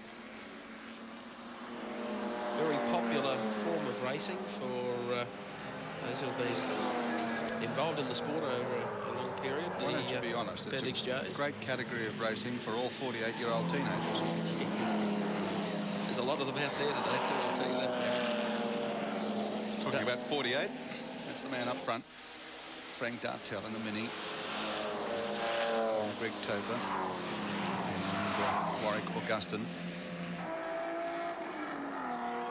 The big Chevy Impala that's back running about 6th spot at the moment. It's a car that's got quite a history. It's the one that used to, there it is, used to be raced by Peter Hopwood, and was competitively quite successful too. He's giving it a nice old push to drop the snout out on it today. I think he might have copped that up the hill the first time. That's Mark Oberg in car number 9, the Impala. Boy, do you think that thing's not a handful around here at Amaroo Park? You wouldn't want to be sitting in the back seat, would you? No, you'd be seasick. You could hold a party in the trunk. No, some of my parties in the trunk. Heading up the hill again, Mark Oberg. Dropping down to the loop area again. This is where the Impala would really be a handful. Case of 4 handfuls to the left and 6 back to the right. You see him working overtime on the wheel there. And successfully guides it through once more. And Mini keeping him honest. The back of that Impala must look like the... It's a case of the front end never knowing what the rear end's doing. Down to the left-hander. Little unsteady under brakes is Oberg's Impala. There's our race leader, though, Frank Dartel. Topher is still in second and Augustin in third in car number 2 as the laps wear on. That little car of Augustin's really well turned out. It looks like it's just come off a showroom floor somewhere, doesn't it? Beautifully decked out in green. Oh, yes, you could say that is internally hemorrhaging. That's David Bryan's EH, car number 63. I hope he's not dropping oil on the circuit, but he's certainly blowing the smoke. A case of Appendix J pollution there. He's pulled it back into the pit area. Car number 60, Brad Tilley. And rather well turned out Valiant. Heads up to the top of Bitchapove Hill again. Dartel, though, has got the wood on everyone here today, particularly in this 8-lapper. Has opened his lead over Topher as car number 60 goes through the loop area again. The devotion of these guys is amazing. They spend every second weekend at home slaving over these cars, tinkering with them, putting them back together, washing them, polishing them, turning them out in showroom condition. And then every odd weekend they come out here and bash the hell out of each other. Yes, they put it all on the line. You can do his panel some damage too, as we saw at the start there, where Robert Tweedy, one of the very highly placed minis, took an early exit. Suffered a bit of damage to the right or left front fender. We'll check that out for you. But Dartel had opened the door for him, and he's snuck away and doesn't look like being caught by Greg Topfer in the Holden EH or the Mini of Warwick Augustin, which is third. To the left-hander again at Honda Corner. And going away with this one ever so easily, Frank Dartel. Topfer in second and Augustin in third. Oh, and here's the Buick Riviera. Drivers Pat Peck looking anxiously for the last lap board. In fact, there it goes now. And there'll be a few signs of relief, I would think. See how Pat handles it down through the Dunlop loop. We saw the Impala was quite a handful. She's doing that quite well. Beautifully turned out car. But a very, very big car for a very small track.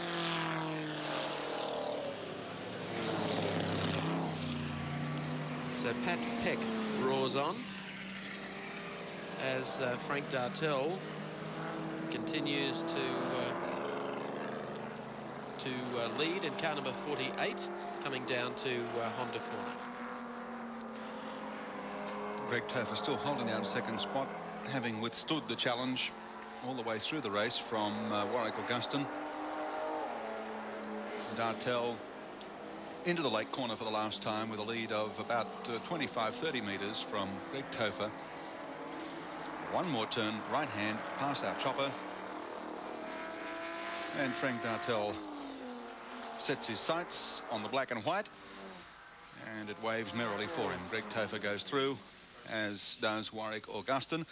Certainly was action-packed. Those three had it pretty clear cut over the concluding stages, but there was plenty of drama. In fact, there they are, passing that tangle that marred the start. But no doubts about the winner. Frank Dartel in car number 48, the winner, second placing, going to car 88, Greg Topher driving the Holden, and in third spot, yet another Mini, driven by Warwick Augustin, car number 2. They're the placings after the Appendix J race at Amaroo Park.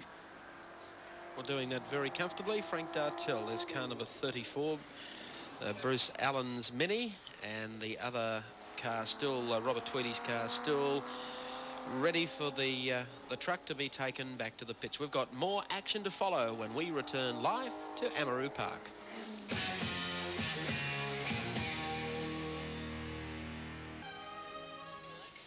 Welcome back to Amaroo Park Raceway, where the pickup trucks have had a rather busy day here today. At the moment, of course, they're preparing to pick up car number 79, Robert Tweedy's Mini, and the number 34 Mini of Bruce Allen. Those two cars colliding not long after the start of the last event, the Appendix J trophy race. So a little hole situation as they get the cars off the circuit and return them to the pit area. So pickup trucks in position, to pick up those 2 minis from the last event. Let's go down to Steve Rebellion.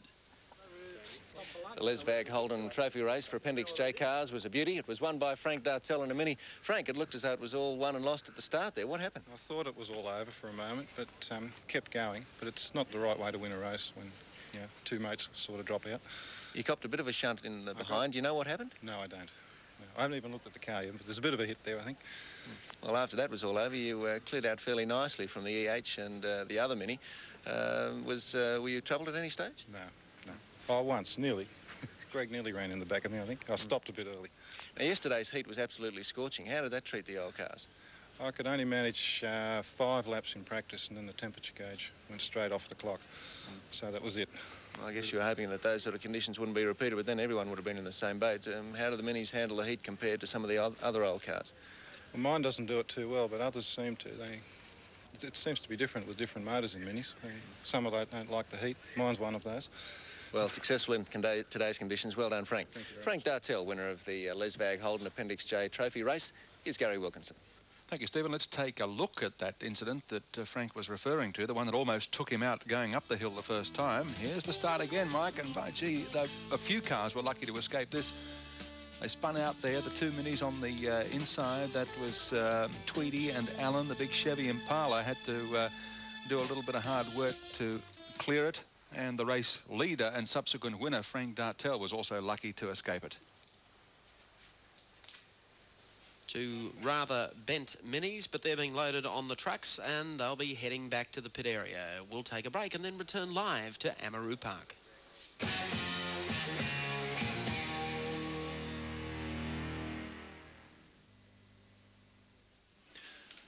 Welcome back to Amaroo Park for the Stallion Stables Goodyear Group E Sprint. Let's take a quick look at the grid. Bradley Jones in car 14. Astarion is position 1. Beside him, Gary Walden in an RX-7. David Ratcliffe in a Cordia Turbo. Then Peter Fitzgerald a little back on the grid for him in Astarion. Then Don Bretland in position 5 in an RX-7. Des Gibbs in 6, Astarion. Then Brian Potts as Commodore. And Peter Granger, a Cordia. And Gil Slade, a Cordia also. Alan Springett's Commodore is there. Philip Dodd, a Nissan 300ZX. And Jeff Newton, a Daihatsu.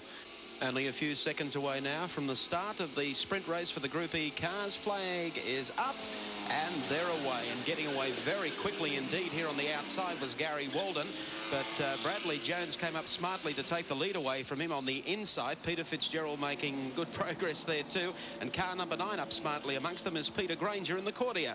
5 helter-skelter laps here for the Stallion Stables at Amaroo Park, and Jones has lost out over the top. Somebody's taking a shortcut through the infield. Looks like, yes, it is Gary Walden. He got shuffled back going up the hill, and in desperation, trying to make up the ground, has taken the shortcut to no avail.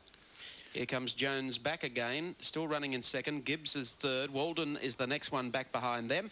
And then Peter Fitzgerald up there in 5th place as they make the run down through Mazda corner and now to the left-hander at Honda. David Ratcliffe leading in the Turbo Cordia.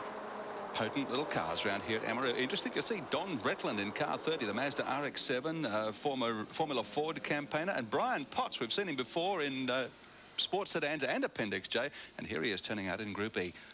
David Ratcliffe in the Cordia. Well, we know that they're pretty fast in a straight line. They say they're not quite as quick around the corners, but he's doing it comfortably in front as they pass the stripe for the first time and head up the hill again. As they pass underneath our camera, it's David Ratcliffe in the Cordia leading this sprint of the Stallion Stables Goodyear Group E cars. There are more corners here at Amaroo Park than you'll find at most other circuits, so I don't know where they get the idea that they don't go around corners, these little Cordias, because Ratcliffe is doing it very well at the present time, still leading Brad Jones and the Astarion. Brad Jones now moving right up behind David Ratcliffe as they come down towards Mazda corner. The short straight now to the left-hander at Honda, and Jones up to put a lot of pressure now on Ratcliffe. Goes wide, looks for the run on the inside out of the turn, really glued to the tail there of car number 22. And Gary Walden now coming up as car number 9 still fights for racing room. Peter Granger heading down to the lake corner, and a good scrap as they come through the turn now. Out of the bend, still number 9 and car number 10. They have really been at it. Granger and Potts side by side for the last lap and a half of this race. There's Jones still trailing Radcliffe as they come onto the straight for 2 laps completed and 3 to go in the sprint race for the Group E cars. And Jones really now sprinting away from car number 5, Walden, as they go up to the top of Bitchapave Hill and drop now into Dunlop Loop. Now, this is where you'll find that Jones is going to make up some ground on Radcliffe coming through this section of the course. Down they go through the loop. They've got a fairly substantial gap now over Gary Walden's RX-7. Here Jones is having a go. Radcliffe getting a little untidy, got the wheels up on the edge of the circuit. No room there though for Jones to get through. Another try. Coming down a Honda corner, but he's out too wide, Jones. It's got to be the widest cordia in the world for Jones. He's made every attempt. Now we'll swing to the outside. Little tap there just to let him know he's still there. And Walden is making up ground on these two as they come down. Under brakes, he might make a move in the RX-7. Radcliffe, though, comes out of the lake turn. Here's Jones coming down the inside of him and Walden keeping them company. Up to Hodson turn and Jones through on the inside and he will lead it across the line as they come up Amaroo Park straight now with Brad Jones in front. Radcliffe in second and Gary Walden closing on Radcliffe, but look at the speed of the cordia now as he pulls out and goes for another attempt here at Jones as they go over the top of Bitchapave and down into Dunlop Loop. Doesn't get by, and this is where Jones has a slide advantage on this section of the course, so he pulls away. You can see it there from the cordia, who's under threat. Yes, certainly is from Walden. Walden's got him on the inside as they go through the loop. So it's Brad Jones in front. Gary Walden now moves to second place and relegates David Radcliffe to third. Gil Slade looks like he's had his chips for the time being. Slight spill there's cost him a lot of ground. He started well back in the field. But the mistake that Radcliffe made again as he went over the top of Bitchapave Hill was getting up on that ripple strip, and that let Brad Jones and eventually Walden through as well. Tell you what, back a half dozen places, there really is that great battle continuing between Peter Granger and Brian Potts. Cordia versus Commodore, just gone through the lake corner. Meantime, Jones has it easy up front. Taking the last lap board, and the scrap for second still continues with Radcliffe moving up behind Walden. Good straight line speed of the cordia as they drop over the top and into the loop area again. Brad Jones increasing his lead, but that great scrap here for second and third. Walden, after making a good start initially, shuffled back to about 5th on the road and has been able to fight his way back to second as they head down to Mazda Corner and the run down now to the left-hander at Honda. No doubt Brad Jones is one of the up-and-comers. We saw him into advantage in the Interstate Group E Series last year, where he really began to make a name for himself, and obviously he's going to carry on the good work. Whoops. There he goes, 1, 2, 3. Car number 22 with a spotted bother there, but he's managed to straighten it out along the short straight now to Hodson Corner for the final time, down to Wunderlich. And in car number 14, Brad Jones comes out of the final corner in this Group E 5-lap sprint race, and he will lead them across the line. So the win will go to Brad Jones. Second across is going to be Gary Walden, and 22, David Radcliffe with Peter Fitzgerald, the next one back behind them, rounding off the top 4 as they all take the checkered flag. So, confirmation of placings in the Group E sprint race. Car number 14, Bradley Jones, the winner. Second place going to Gary Walden in car number 5. And third in car number 22, David Radcliffe. And now the big sports sedans move onto the track to take their places on the grid for what's going to be another scintillating race here at Amaroo Park. 5 laps. And I'll tell you what, if this big Jaglob's in front, the others are going to have trouble getting past them. Let's check the grid. Mark Trenoth of Queensland in the Jag XJS is on the front row with Bob Tyndall in a Tirana. Then we've got Peter Fitzgerald in his Porsche carrying race cam. Mike Griffin next in the RX-7. Then John Burke driving a Celica. And Gary Scott in the Nissan Bluebird, used to be the Group C touring car. Des Wall driving a Tirana. Graham Stones next on the grid in an RX-7. Peter McLeod in the Mazda RX-7. Joe Sed driving a Fiat. Russell Kramer in a Falcon, and Tony Herbert in an Escort. Only 5 seconds away from the start now. Peter Fitzgerald sits patiently in the Stanlite Electronics Porsche. And they're off and racing, and getting away smartly was Bob Tyndall on the inside. Oh, there's a clash of cars with Peter McLeod and Stone's car also becoming involved as they head up towards Bitchapay for the first time in this sprint event for the sports sedans, dropping down into Dunlop Loop, and our Queenslander Trenuth has gone through to take the lead away from Tyndall, and moving up into third there is Peter Fitzgerald in the Porsche, so you can expect him to put plenty of pressure on Tyndall as they come down the back part of the course. Top three, that's the way they came off the grid, but John Burke in the Celica has slipped through into fourth spot, got away to a pretty good start. He's got past Mike Griffin. But Mark Trenuth, the big XJS, can they get past this car? It takes up an awful lot of track. 6 metres wide, the Amaroo track, but that Jaguar is looking all of 5.5 metres wide to the folks behind him. Bob Tyndall in the Tirana, Peter Fitzgerald's Porsche, as they come down to complete the first lap. And Trenuth has got it all to himself at this stage as he heads up Bitchapay Hill the second time. Tyndall did a great job to come off the front row of the grid in that Tirana. He's had a lot of trouble with the fuel injection for this car, but it really has come good for this meeting. Graham Stone's off the track there as the car's giving the go-by. And Tyndall really has got this car flying. He's holding down second spot behind Trenuth, and in third, Peter Fitzgerald. There's race cam, and that's Tyndall just in front of him, holding down second spot. Oh, gee, these cars do move. And look at the big Jag up front. There he goes round the corner. And Tyndall. And, oh, gee, just bumped the ripple strip. Peter Fitzgerald now making a run down on the outside, heading down to the lake corner, the right-hander. Tyndall, the driver, just in front of him. Lap starting to run out, keeping in mind this is only a 5-lap sprint for the sports sedans, and Trenuth will lead across the line. Tyndall still in second, and Peter Fitzgerald in the Porsche is third as they cut across the strike and head up Bitchapay again. It's all going to be over fairly quickly when you consider 5 laps and they're circulating in 51.5, 52 seconds. Tyndall and Fitzgerald having a great dive for second and third. There's the view again from race cam from Fitzgerald's Porsche as he chases Tyndall down through the back of the course into Mazda Corner. Bob Tyndall would be really pleased just to be out there and running. You might remember he's the man that built the big Camaro that got destroyed right on the start line for the last James Hardy 1000 at Bathurst. Here's Fitzgerald starting to get very serious about a challenge now. Coming down, zips down on the inside. But Tyndall is not giving way to him. And Tyndall, just look at the acceleration as they come up now to Wunderlich turn. Back across the line, and still Trenuth leading and increasing his lead over Tyndall. The Porsche being lost in the run to the hill, but he'll close under brakes as they drop into Dunlop Loop, so he'll have to do that all over again. Enormous power in these cars. I've got some idea there with the race cam picture of just what happened when Tyndall came out of the lake corner and planted the foot, and the time it's taken us to say that, they're almost back at the lake corner again. 86 off the course. Ken Davison, he was back at the rear of the field. And here again, Tyndall under severe pressure from Fitzgerald. He's not going to let Fitzgerald get under him again. Let's see what happens under brakes. He closes up a little, coming out of the corner. Tyndall plants the foot again, and away he goes. Really jumps out of the turns. Coming back across the strike with 4 laps completed, 1 to go in the sprint race. For the sports sedans, Peter Fitzgerald still back there in third, trailing Bob Tyndall and keeping the pressure on Tyndall as they drop into the loop area again. Trenuth, meantime, has long gone. There's the gap. First back to second, and Tyndall the ham and the sandwich here. He's trying to pull in the race leader, but at the same time protect his second place because Fitzgerald has certainly been on the move in the last 2 laps. This is the part of the course where Fitzgerald can make a move.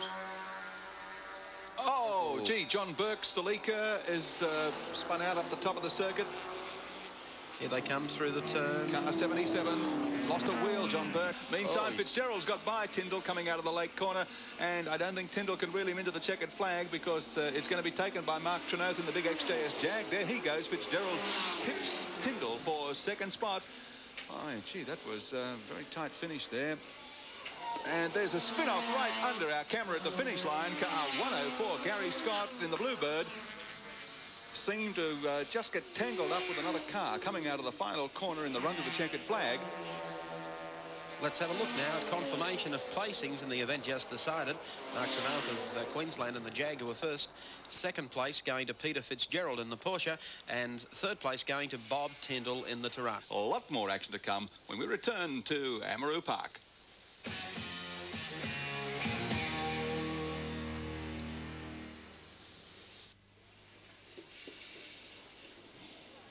Amaroo Park, and conditions have just been fantastic today. The pipe opener for the 85 season here at Amaroo. About 8 different categories of racing, the little open wheelers. Later this year we're going to see the touring cars. A tremendous program mapped out by the Australian Racing Drivers Club.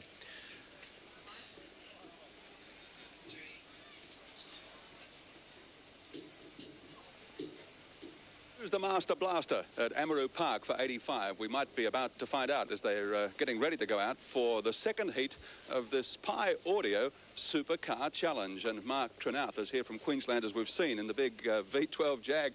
Mark, competition's hot in this specialised little series. It is pretty tough, Gary, yes, yes. You're also, of course, in for the Comalco Wunderlich Sports Sedan series, and we've got a lot of the old Group C cars. I guess they've been hiding under that category for a long time. It's extended the competition for the sports sedans, hasn't it? Yes, it has. It's given the field a great deal of depth now, which I think it's sadly needed. This is an awfully big car, particularly around Amaroo. Yes, it seems to be getting bigger too. I don't know. It started off to be fairly, it's always been a fairly big car, but either the corners are getting smaller or the car's getting much wider. Lysart colourblind are normally associated with 18-footer sailing. You've got a bit more grunt under the bonnet there. Yes, yes, Lysart have been very good to me this year. They've just come in and given us a hand to run the car. What about competition? I mean, I know you've been up against Peter Fitzgerald and his Porsche on other circuits, and it's been nip and tuck, but around here, I guess he's got lighter weight, and, well, gee, I wouldn't like to toss a coin on it. Well, theoretically, the Porsche should be a faster car around here because it's smaller and it's a far better car. It's suited to a smaller circuit. The Jaguar is really more suited to a longer, more powerful circuit, but we'll see. Well, we're going to let you go and get into the second heat of this this challenge, but getting back to the sports sedan series itself, what about Gary Scott and the Bluebird and these RX-7s, as we said, that have come in from Group C? It's a whole new ballgame, isn't it? It is, Gary. I think the thing is those fellows have had so much time in developing those cars. They've had the factory backing behind them, and there's so much knowledge that's gone into them in the past, whereas our class really hasn't had that type of backing. So they've got the technology there. We've probably got more horsepower, so we'll see which one wins out. Mark Trenouth, can he stall off Fitzgerald and the other hot cars in the Pi Audio Challenge second heat? And how does he handle the leftovers from Group C in the Comalco Wunderlich Sports Sedan Series? All that and more at Amaroo Park this afternoon. Right now, here's Mike Raymond. Thanks, Gary Wilkinson. Well, the battle for horsepower always continues on the motor racing circuit, but a man who's always had ample horsepower, but he's gone for a little more, is the Victorian Brian Thompson. Brian, you're back at Amaroo, a track that you obviously like, but you've got two monsters. Mike, Amaroo Park was very good to us last year, and we enjoyed the circuit with the turbo bends, but we're concentrating on the Australian GT Championship this year with that particular car. But we do want to come to Amaroo Park for the 4 or 5, hopefully, GT Championship, GT Challenge meetings that they're going to stage for us this year, and it becomes too busy a program for one car, and so having the opportunity to purchase probably the best Chev Monza in the world, we took the opportunity to do just that, and we'll have the Monza at Amaroo for all of this year, we hope. Now, that's had some fine drivers in it, this car. Have they given you any guidance as to any of its habits? Well, the comment from Peter Brock and your own local Alan Grice has made me a little bit nervous. They've stepped into the car and said, this is a fantastic motor car, how long's it been going on? And they were both able to record lap record times practically the first time they drove it. And I had half an hour in the car here yesterday. It's much different than the turbo car that we ran last year, but we're hoping that before the weekend's out, we hope to eclipse the record we set in the Monza. A little about the car, the weight difference from the Benz to the Monza you're running today. Mike, it's a whopping 200 kilos lighter, the Monza, and whilst we're some 200 horsepower short on what the turbo Mercedes produces, it is 200 kilos lighter, and the throttle response from the Pat Purcell engine is something that I just haven't come to grips with yet. Is it giving you any problems at any part of the racetrack? The problem we had yesterday was brake shudder, and that was just purely and simply a result of the car being set up for the 1,000-kilometre race at Sandown, where Gricey and Dick Johnson and Ron Harrop were running extremely hard brake pads, and obviously it's had a detrimental effect on the discs. So overnight the the race team have changed. We've put new discs on the front, and that was upsetting me a little yesterday because I never knew when I was about to lock a brake. We'll keep an eye on you today. It looked like it might be the driver to follow here at Amaroo. Thank you, Mike. It'll be the car to follow, and we've just got to come to grips with it. Okay, Brian Thompson, one of the old hands, one of the old drivers of motorsport. We'll take a break and then come back and see how Brian Thompson fares.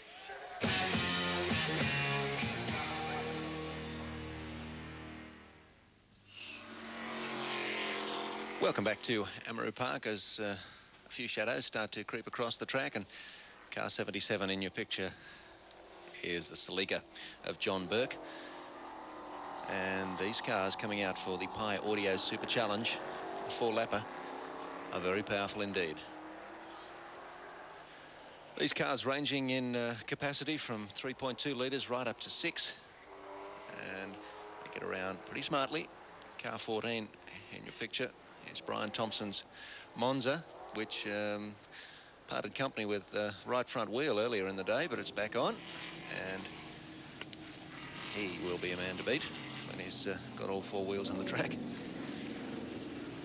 Let's have a look, see how they're going to line up for this 4-lapper.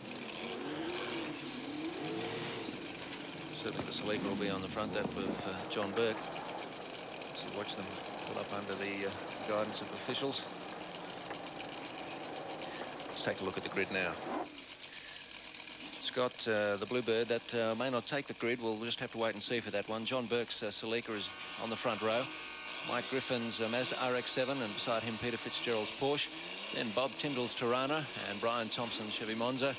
And then Mark Trenouth's Jaguar, terribly powerful car. And then back a little bit more, Chris Clearahan's Kadicha, which is starting under something of a handicap. But as we saw, it's very quick. Flag ready to go up for the Pi Audio Super Challenge. Hello. Hey, where's he going? You can't do that, he said. But they've all taken off in hot pursuit behind him. That's given them quite a chase as they went up the hill. It's caught everyone unawares. Wait for the field to arrive behind this man, though, as they head up to Dunlop Loop. And here they come. He just took off. No waiting. Handicapping system we don't know about. Well, Clearahan in number 22, who was off the back, has dropped into second. But whether or not he'll be able to catch John Burke in the Celica, we'll have to wait and see. Clearahan has got the nod, though. He's really setting out after him. And it'll be Burke who will get pinged, let me tell you right here and now, for jumping the start. So Clearahan, I think we should treat as the leader. And back behind him is Peter Fitzgerald in the Porsche, then Brian Thompson in the Bonza. Monza coming down on the inside to the lake corner and straight underneath Peter Fitzgerald. Race cam pictures from Fitzgerald's Porsche. As you can see, the Kadicha of Chris Clearahan.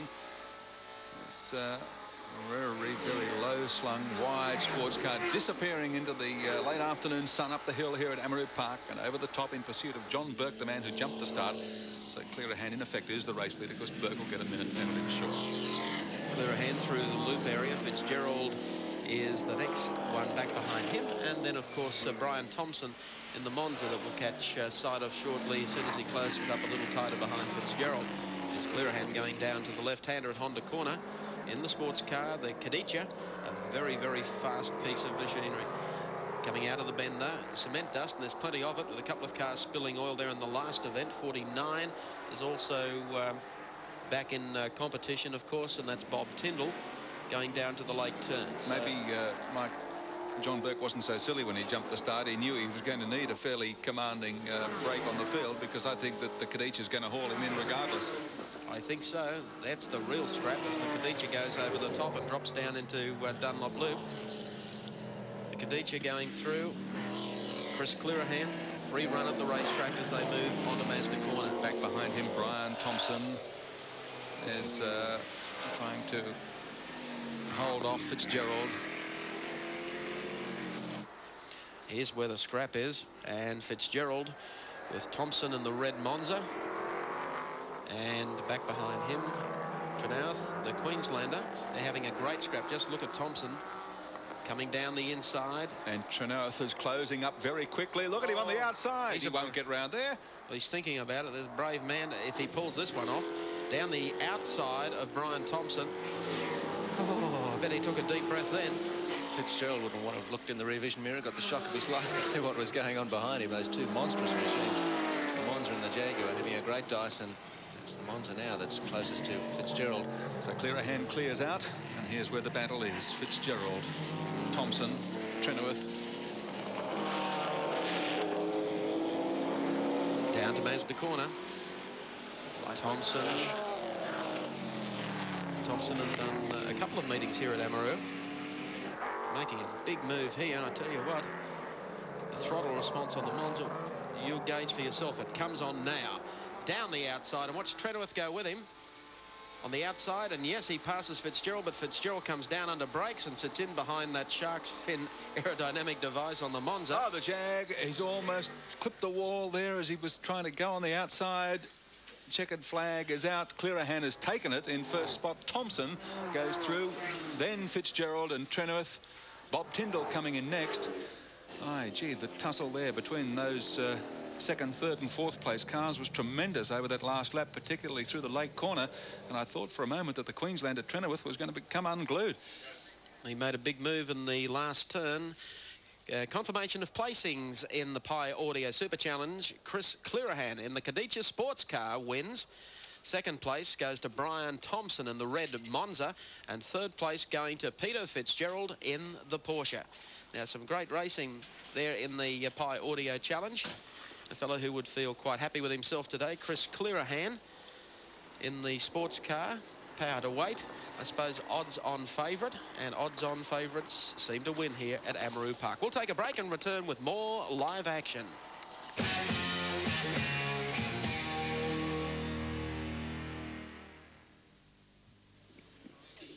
And welcome back to Amaroo Park. A very exciting Pi Audio Challenge, bringing together Chris Clearahan, who's come up a winner in the 2 heats here today. But a very spirited performance from Brian Thompson in the Monza.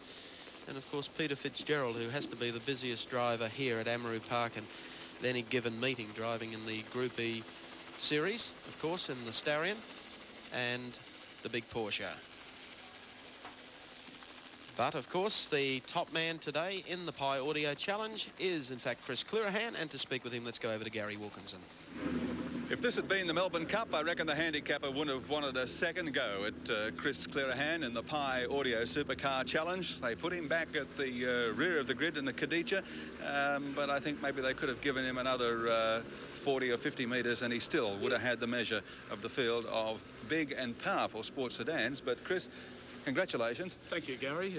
It just goes to show how well you've got this car running when you had all that 12 and 8-cylinder brute power up front with the Jag, the Monza, the Porsche and Bob Tyndall's Tirana, and you were still able to reel them in with such ease. Well, it really wasn't all that much ease, but when John Burkett jumped the start, it gave me some incentive to sort of peg him back, and in the last couple of laps I was starting to try. I think he knew that he was going to need a bit of a start if he was going to have any chance of beating you to the checkered flag. 2 starts, 2 wins. 2 starts, 2 wins. You know, nice result. A nice result in that we haven't any sponsorship this year, and it'll give some of the companies I had last year some incentive to back me this year. And I know you're not supposed to plug, but Wang Computer have been very good for me, and I hope they continue to back me for next year. I was going to ask you about the difficulties of keeping a car like this up and running, because it is a very sophisticated piece of machinery. Well, in actual fact it is, and it needs a lot of loving care, a lot of maintenance, and a lot of money spent on it to replace things. With the stress and the G-forces you experience in a car like this, maintenance, you know, you've got to be on top of the car. Well, talking about state of the art, that sums up Pi Audio, and David Carlisle is here from Pi with your just desserts after taking out the Supercar Challenge. David. Thank you. Chris, on behalf of Pi Consumer Products, I'd like to present you with our latest music system, and hope it all goes well for you. Congratulations on an extremely good drive.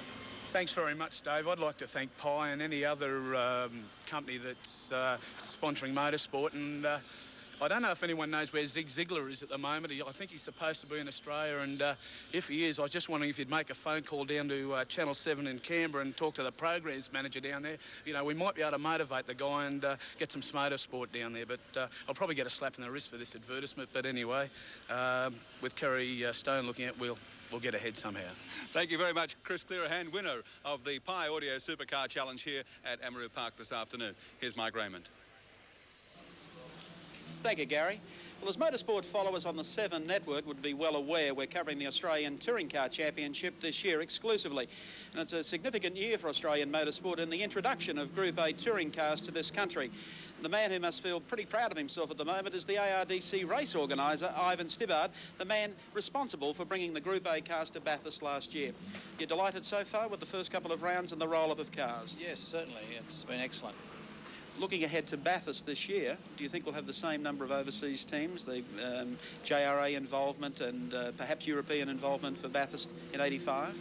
What I've heard, there are only grapevine rumours at the moment that all the major teams that are now running in Europe will have a car or cars represented at Bathurst. It would be a tough season, I would imagine, for a promoter, in that a lot of people still can vividly recall the V8s getting off the line and all that noise, which is missing a little with the Group A cars. How long do you put as a time lapse in there before people will come to accept the Group A cars in the same manner which they did with the Group C?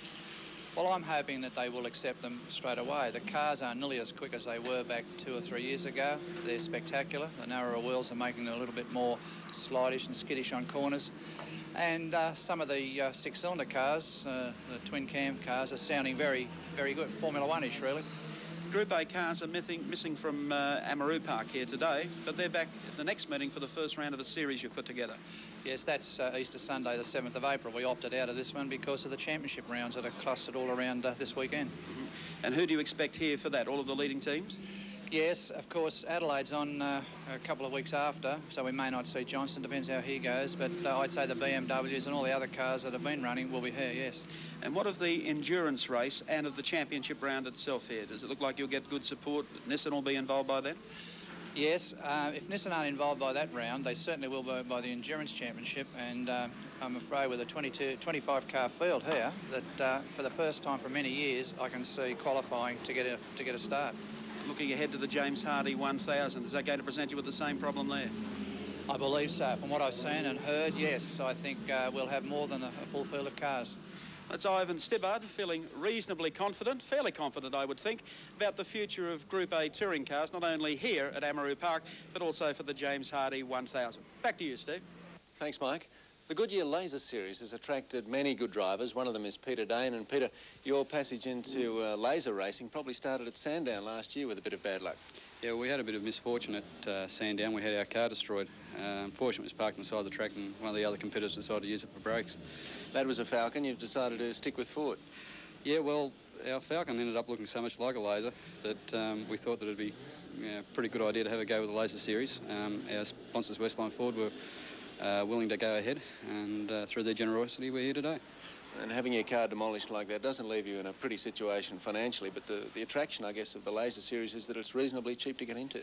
Yeah, well, it's like any formula. If you want to do well with it, you've got to spend the necessary amount of dollars to do it. But basically, it's a formula that you can get into at a reasonable cost and do reasonably well with.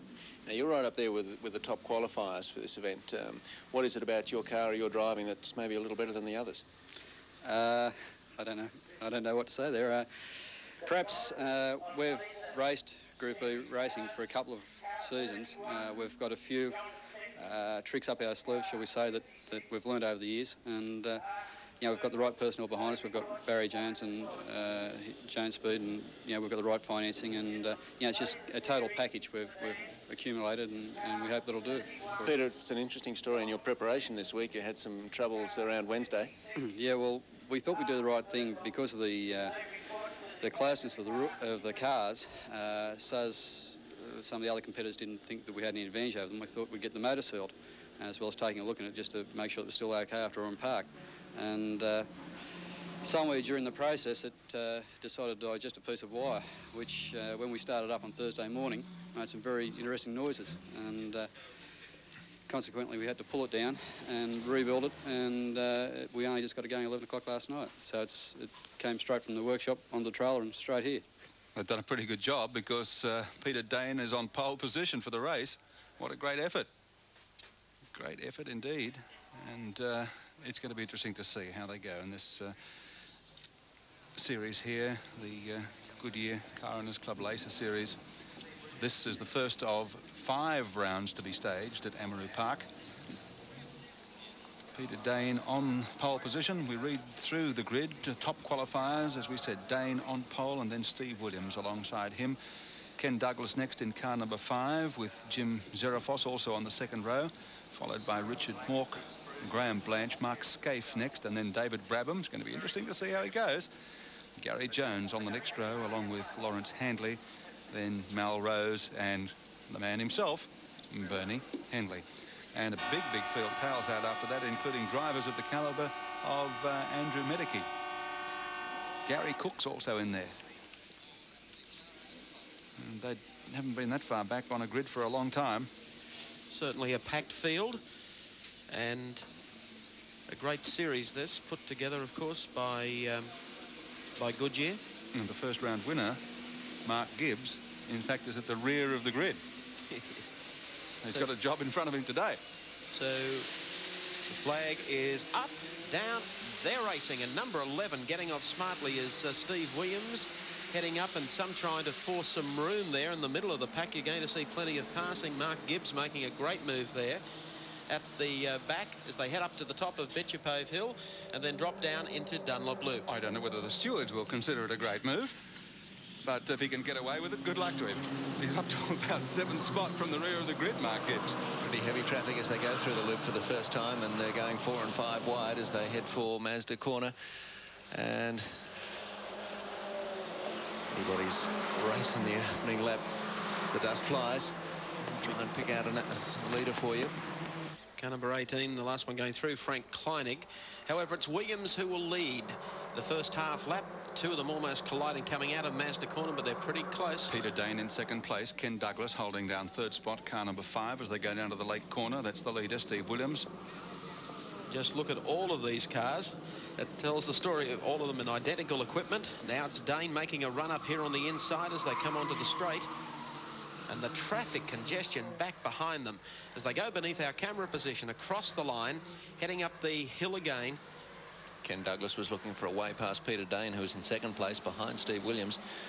And there's so little in these cars that the man who knows a little bit more about lines than the other will get through. Not necessarily on horsepower, but they're all the same. But it's a matter of knowing the track as well as you possibly can. The only modifications allowed to suspension, of course, they all run on identical Goodyear radial tyres. And there are big bucks in this Goodyear Car Owners Club Lacer Series. That's why it's attracted some of the big names, men like Andrew Medicki. Well supported also by Chevy at wheels, Wiley shock absorbers, and of course Valvoline, very strongly involved in the Goodyear Car Owners Club Laser Series. $1,500 to win the round, so that's substantial money. Total prize money over the 9 rounds, $80,000. Douglas has got past Dane and trails Williams. Williams holding the lead. Of course, they're all on Goodyear Grand Rally tyres and all must have at least 2 millimetres of tread depth prior to the start of practice and the race. And there's the traffic as we follow them up Bitchapove Hill again, with Williams still leading. Ken Douglas, the Victorian, up into 2nd now. Still 41 Peter Dane in 3rd. They're having a great scrap up the front of the field. There's plenty of traffic behind them, though, as Williams leads them down to Mazda Corner again. We'll try and spot out young Brabham as they come down towards the left-hander at Honda. Qualified 8th in car number 43, David Brabham, cutting his competition teeth in the Laser Series for touring cars as they come out of Honda and head down to the Lake Corner. Still holding down 8th spot, David Brabham, in fact, so he's lost no ground since the start of the race. Just getting himself settled comfortably in. It'll be interesting to see whether or not he can close up in the remaining stages of the race. That's him, car 43. His dad, a three-time World Drivers' Champion, Sir Jack Brabham. Jeffrey Brabham, of course, we've seen campaigning at Bathurst, we've seen campaigning at Indianapolis, and will be again.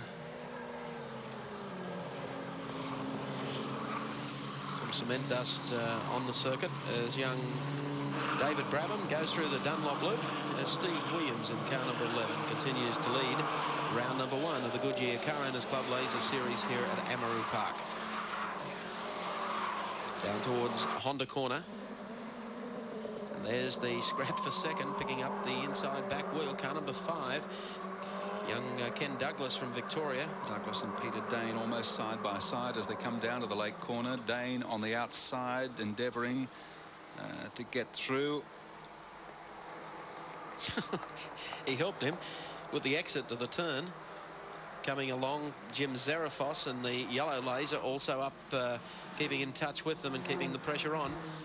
Along the front straight at Amaroo Park as they head off up the hill again. Little kink to the right that takes them up to the top of Bitchapave. There's Zarafos, number 20. And it's Mark Gibbs parked right in behind Zarafos. So from the rear of the grid, by one means or another, he's got himself up in contention in this race. Sponsored by the pink pages. He can find his way around. Yes. His finger do the talking. Okay, they come down to Honda Corner again. Zarafos making a strong bid here. And just a little back behind Williams and, of course, Ken Douglas. Peter Dane will be disappointed. I mean, there's certainly nothing between the first half a dozen cars, but Dane back in third was most impressive earlier in the day when he led reasonably comfortably. Williams and Douglas got away from him to hold first and second. Dane is third, Zarafos fourth, Gibbs in fifth. Line astern, the top 8 cars. Steve Williams heading the bunch, and young David Brabham at the end of that octet. To the top of Bitchapave Hill. Williams in car number 11. Drops down into the loop area. Gibbs going through there. Still quickly, there's Brabham in car number 43. Catching up a little ground there. Still running in 8th. Trying to pick up some pace on Graham Blanche, just ahead of him in car number 19. 77, Gary Jones also in that bunch. They go through. A little bit of brake lock up there from Brabham. And Mark Gibbs is taking shortcuts everywhere. He just carved about 200 metres off the grassed infield section to keep the pressure on. I've got a feeling he'll be up with the leaders shortly. Coming out of the bend and along the straight again. That's Mark Scaife going through with Gibbs. And the top 8 or 9 cars now have opened up a fair break over the balance of the field. You can see them tailing out. Williams has done it well right from the start, but under dire threat now from car number 5. If he pulls this off, young Ken Douglas from Victoria. No, but I tell you, that's as close as he's been all day. Swings to the outside. And another try. Filling the mirrors of Williams' car for him. Tyres gripping as they go around to the right-hander. 38 in a spot of bother. And that's Ian Posty. Competition as close as this, you've really got to do some exploring of this Amaroo circuit to find a way past. 29 is Shane Press. And he's pressing on to Williams. Still leads from the Victorian Ken Douglas. And, of course, Peter Dane. Very close, coming up to take the last lap board. So we could have a thriller here for a finish to the first round of the Goodyear Car Owners Club Laser Series. Dane running third now, makes the slip down the inside, pulls out of the draft, skips across the road, almost touches Douglas in the tail. Williams still leads it though. If anyone's getting excited about coming from third to first, it has to be Peter Dane as they come down towards Mazda Corner for the final time. He's driven well, Steve Williams, very, very cool, very clean lines. Dane has thrown everything at the leaders. little off the circuit there as he comes back. He's only got 2 corners left now to pull back the gap. I think he's going to make a big run down here on either the inside. Yeah, tap again. They're all starting to arrive on the leader, Williams. Williams leads into the last corner, but one comes out, Dane out against the fence, so Williams doing it nicely, and Steve Williams comes into the last corner. Ken Douglas in second, and Dane is third. As they come across the strike, Dane pulls out, but the win in the opening round of the Goodyear Car Owners Club Laser Series will in fact go to Steve Williams. Good drive from Ken Douglas, who will pick up second. Peter Dane will take third, and Mark Gibbs, who started down the back of the field and I think jumped, we'll check him out. But Williams the winner. Second place going to Steve Douglas, or Ken Douglas of Victoria, and third place going to Peter Dane. A great opening round of the Goodyear Car Owners Club Laser Series with a lot of prize money and $1,500 going to Steve Williams. We'll take a break and then return live to Amaroo Park.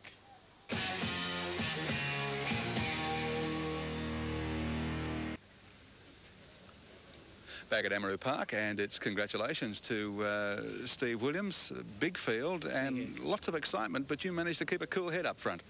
Yeah, the thing is, I think when you're in a situation like that and you've got so much pressure on you, you've got to really concentrate on your lines. There's a couple of times where you could make a gap on the people behind you, but like I said, dice, and you can take advantage of it. But if you make a slip in one of these things, because they're so underpowered, you wash off so much speed, and it's just so hard to bring it back up. That's the thing. I guess there'd be no resemblance to Formula Vs, of course, but like Formula Vs, I guess Amaroo Park was almost made for this kind of racing, wasn't it? Oh, yes, it's made for close dicing and hard driving, and that's, I think, what motor racing's all about.